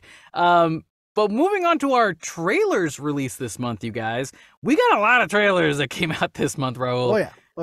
Let me just list these off really quick. We had the Emancipation trailer for Apple TV December 9th, Magic Mike's Last Dance in theaters February 10th, Puss in Boots, The Last Wish in theaters this Christmas, John Wick Chapter 4 in theaters March 24th, The Whale in theaters December, Avatar: The Way of Water 2 trailers in theaters December 16th, trailer for Pixar's Elemental, it's singular, June 2023. And then finally, a trailer for Inside with Willem Dafoe in theaters March 10th. Now, out of all of these, I think the one that really got my attention was Puss in Boots and The Whale. And I'll explain why. Mm-hmm. Puss in Boots, I watching all these movie trailers, these are all, for the most part, live action, except for Elemental and Puss in Boots. But Puss in Boots just brings a new animation style to it that is very reminiscent to the Into the Spider-Verse movies. Yeah, a little bit. Man, does it look so cool. Plus, they got all the Hispanic music, and you know us, we're Hispanics, baby. And as soon as you play some, like you know, like I sound so dumb right now, but it gets me going, man. It gets me so hyped. Like, all my Latin blood starts to pump when I hear the guitars. And they you know, the story in this trailer is clear, and I feel like there was a part of me that felt like I was seeing too much, but then at the same time, not enough, which is probably a good feeling to have, because that's, you know, it's a good way to excite me. I'm so down to watch this movie for Christmas. Oh, I'm gonna watch it next month with my family for Christmas in the East Coast. Have you seen the other Puss in Boots movies? I have. Those are also really fun. Okay, I haven't seen them. This one specifically, because this is the second one out of the two. It was like, hey, listen, we like the Shrek animation style, but we need to change it up this time around, because we got to do something different with Puss in Boots if we're going to bring them back again. So if you compare the first movie of Puss in Boots to this Puss in Boots, it's a whole different story. It's a whole different quality of animation. Man, is it so cool to look at. But also, going to talk about the whale, the trailer didn't show me much of anything other than the fact that I know I'm gonna cry like a baby when I see Brendan Fraser just doing his thing and being on camera like this guy who's really sad and depressed, and oh man, tears will be coming down my face, Raul. I'm telling you right now. Any of these trailers do anything for you, Raul? Well, I did want to talk about the whale. I mean, yeah. we just very briefly. I mean, I'm so glad we finally have a trailer for this movie. I mean, we've been hearing so much about it and everything coming out of the film festivals and everybody raving about Brendan Fraser's performance in this movie. It just got me so curious, and everybody was talking about it. I'm like, I want to see a trailer. If it's so good, like show me a trailer. We got a trailer, and you're right. It doesn't show much, but what it shows is pretty, pretty impactful. At least for me, it's just the line. What was the line he said at the very end? I don't know. Oh God, I can't remember the line, but it was just like about people, or like people being wonderful or something like that. And they show a brief glimpse of Brendan Fraser's face, and you feel for the guy. You know what I mean?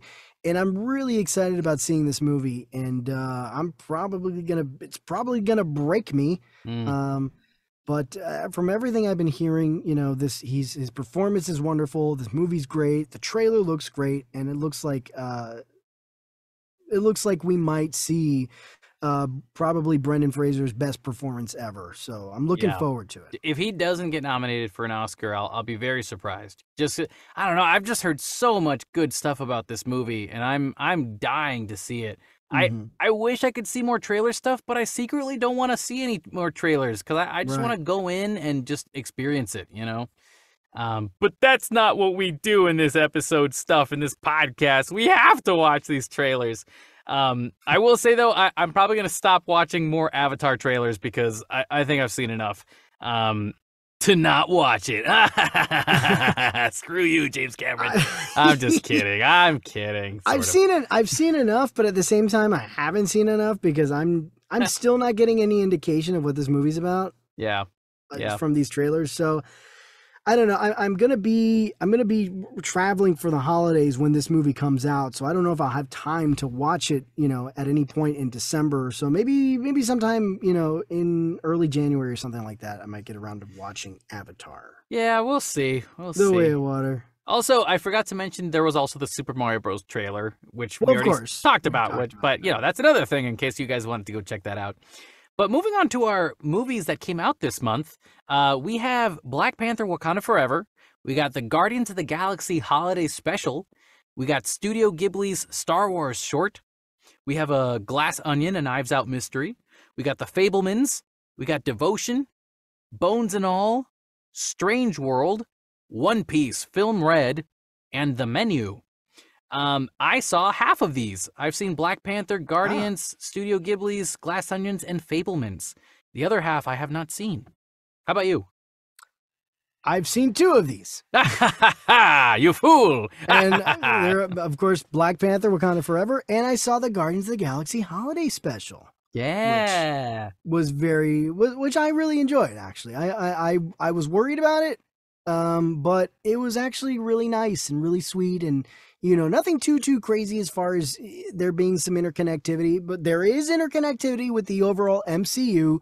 But it wasn't something that would alienate people. Yeah.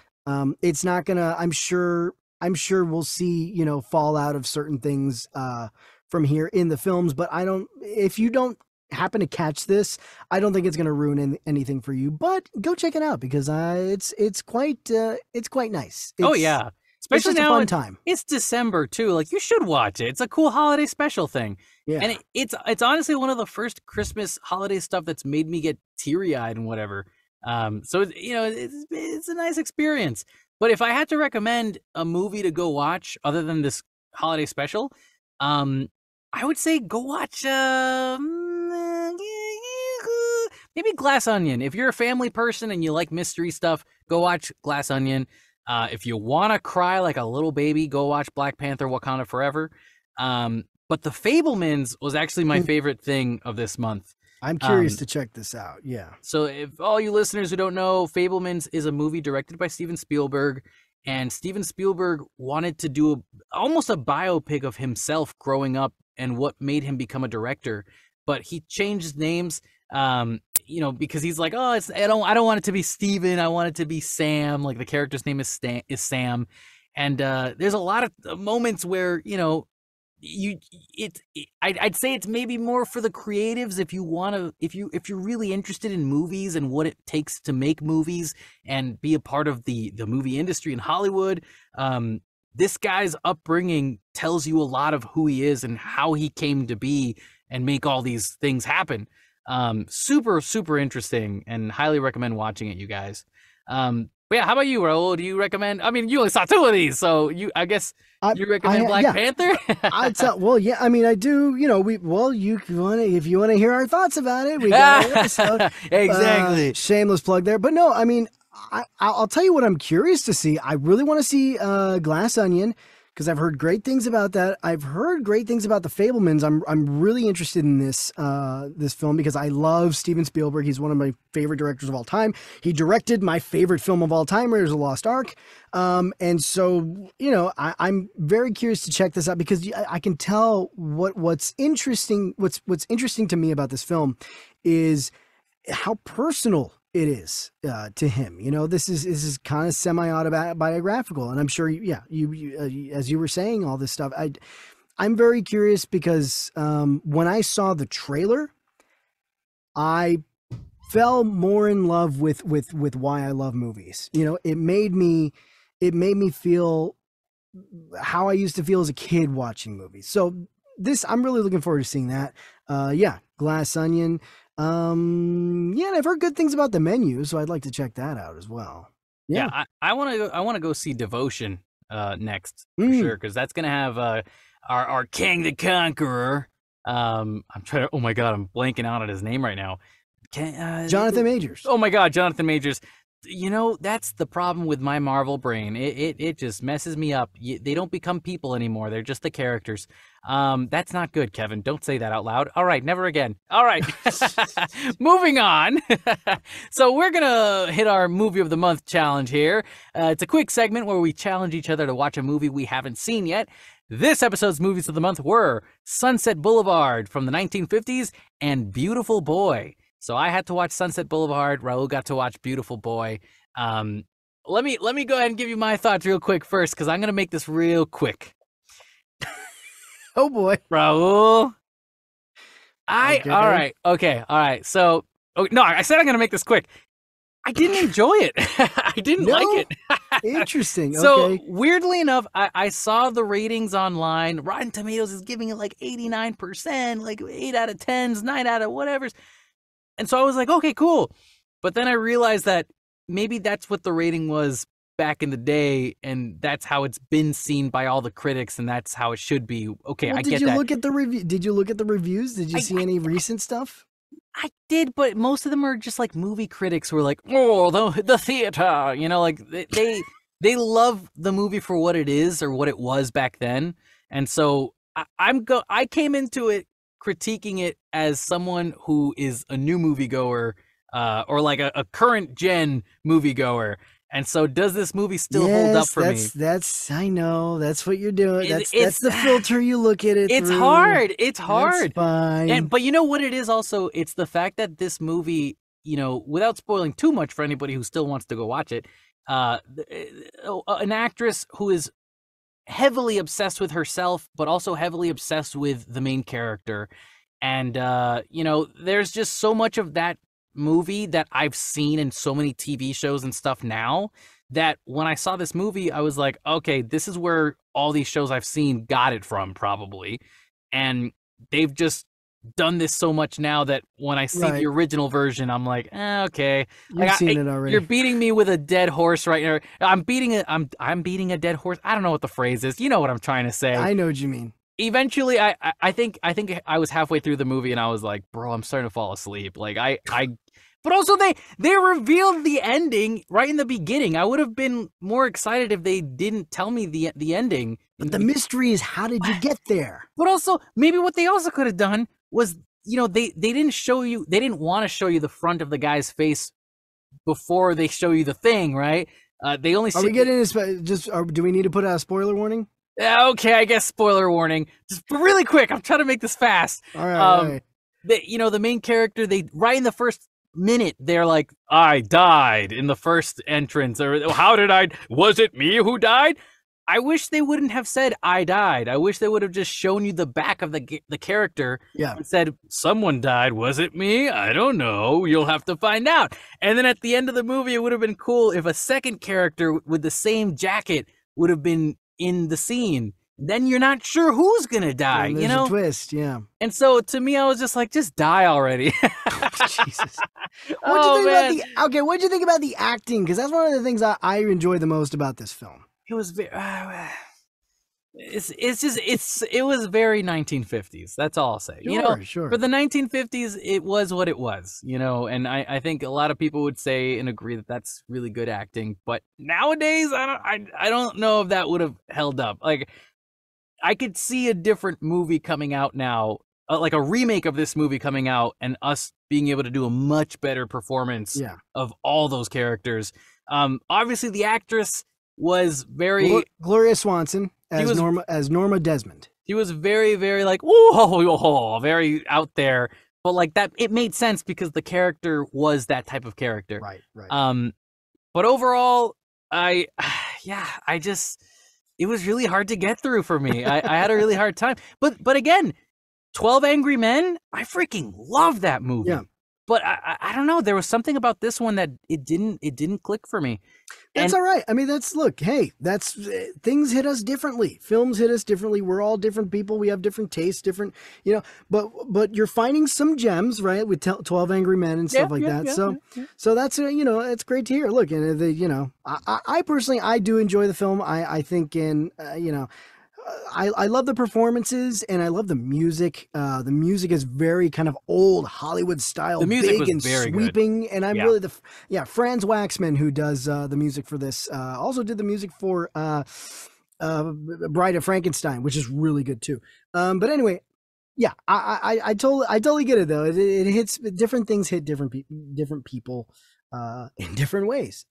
So yeah. Well, I'm glad you stuck it out. I'm sorry, Raul, but I'm glad I am glad I stuck it out too, because now I can actually say that I've at least seen it. So there you go. I appreciate that. But how about you? What did you think of Beautiful Boy? Kevin, what are you doing to me, man? Did you cry a lot? Please tell me you cried. Are you trying to break me? Are you trying to break me? You know what's interesting is I went into giving you this recommendation for this movie knowing that you're thinking a lot about your own daughter. And so this movie was you are like a masochist. I was interested to see. I wanted to see how you'd feel about it. So I watched this movie last night. I watched it last night. This is fresh on my mind. This is my fresh thoughts on it. This is a great movie. I'm going to go ahead and start off saying that I enjoyed this movie. I love this movie a lot. This was a very tough watch. Oh, yeah. It was hard to get through this movie, especially now, because when the movie came out in like 2018, my wife and I, we didn't have any kids or anything like that. Now I have a daughter, 2-year-old daughter, and seeing this movie, of course, you cannot help but, even though my daughter's 2 years old and this movie is about an 18-year-old kid or whatnot, a teenager going into college and all that stuff, you can't help but kind of project. And that's what I was doing. I was projecting and kind of, like thinking like, oh my God, what if I were in that situation? If I were in the situation of Steve Carell's character, David Sheff, what would I do if my daughter was going through stuff like this? Like, how would I feel? Just to make it clear so the listeners aren't too confused, yes. We're talking about drugs. The son does a lot of drugs. And that's what Steve Carell's character has to deal with. His son is going through all these problems, and him trying to help him. Yeah. And this is something that was like, oh my God, I'm gonna try and get through this without getting emotional. The performances, first of all, Timothée Chalamet, Holy shit. I have not seen a lot of Timothée Chalamet films, I will admit. I've seen him in Dune. I really enjoy him in Dune. But I think this was kind of one of the movies, this and Call Me By Your Name, that really kind of shot him up into the stratosphere as far as being noticed and being, noticed as a very serious kind of actor. He kills it. I mean, he does a great job. Steve Carell, oh my God. And his... Ooh, I see it in your face. just what he conveys as being the father who is watching his son, watching your child destroy yourself. And I think that's one of my big takeaways from this movie is the feeling of watching someone you love and care about so much destroying themselves and being powerless and not knowing how to take care of them and how to help them, and just watching his struggle and researching and trying to understand and reaching out to his son and just the watching the relationship kind of evolve and kind of them getting estranged and all that stuff. I won't give away too much, but man, I just couldn't help but put myself in that position. I mean, you just can't help it. Yeah. I'll say this, I'm a big fan of Euphoria as well. And Euphoria has very similar scenes, except I think this one executed it so much stronger and so much better. But it was a movie, so maybe the medium is different. Sure.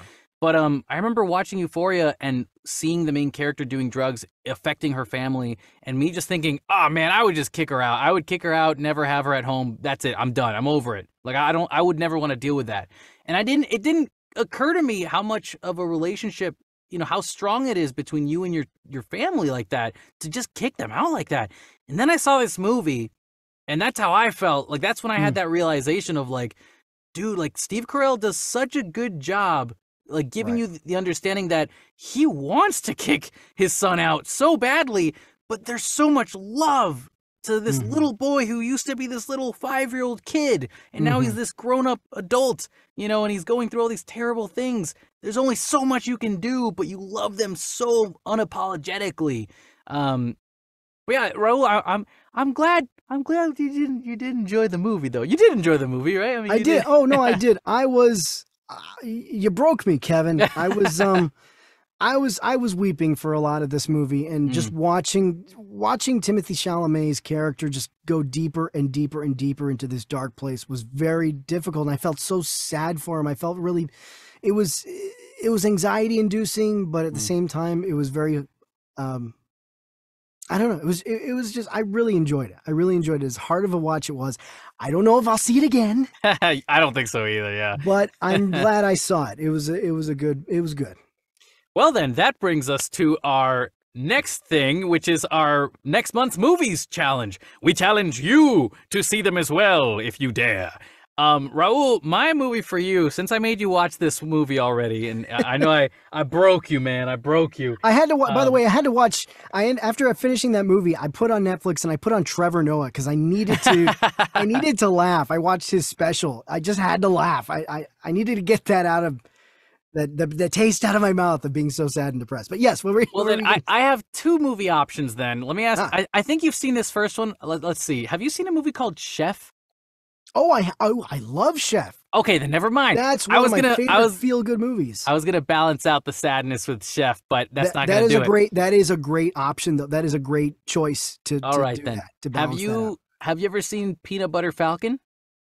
Oh, no, I have not. That's Shia LaBeouf's film, yes, right? sir. It's a Shia LaBeouf film. Okay. Very, very good movie. Very heartfelt. Like, if you tear up, it'll be because of good stuff, Really fun movie. I recommend watching it for sure. Let me add that to the list. But, yeah, that's all I'll say. I'm not going to tell you too much about it. Going off of that, watch that movie. I'm sure it'll be fun for you. I have heard good things about it. But what do you have for me? All right. Okay, I'm gonna give you a different noir film. This one's a little more, a little later in time, but it's got one of my favorite actors. Is it in color? It is in color. Okay, cool. It is in color. It's got one of my favorite actors from that era, Sidney Poitier. I love Sidney Poitier. Have you seen In the Heat of the Night? I have. You're like, never mind. Okay. This was going to be my next choice if you had seen this. Have you seen Chinatown? No, I haven't seen Okay. Chinatown. So this is it's in color. It's starring Jack Nicholson. Starring Jack Nicholson as a detective who investigates some sketchy things going on in LA. And it is Okay, that's enough. That's enough. No more. No more. Don't tell me anything else. I wasn't gonna reveal the plot to you. I know, but like you sometimes do.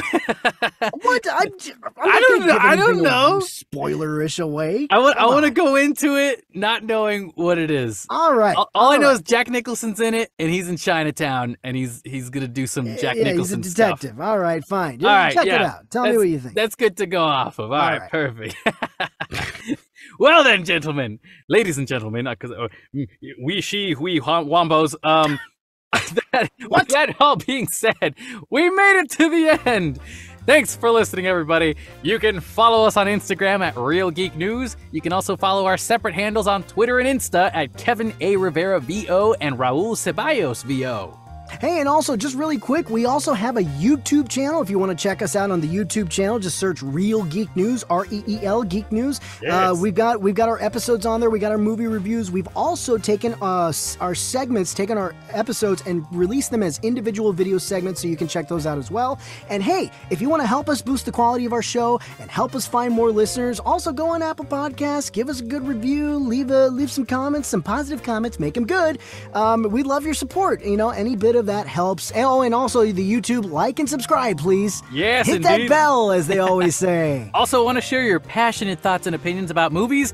Any movie reviews you'd like us to do? Well, then send us an email at realgeeknews@gmail.com. We'll leave all the descriptions below. But also, one last thing is we might not actually have a January episode on the 1st of January. So keep that in mind. We will be working on a movie review this month for you guys. But definitely might be a little late on the next episode because it's the holidays. Go out travel, there. you know. Enjoy your love with the loved ones and the families and the whatnots.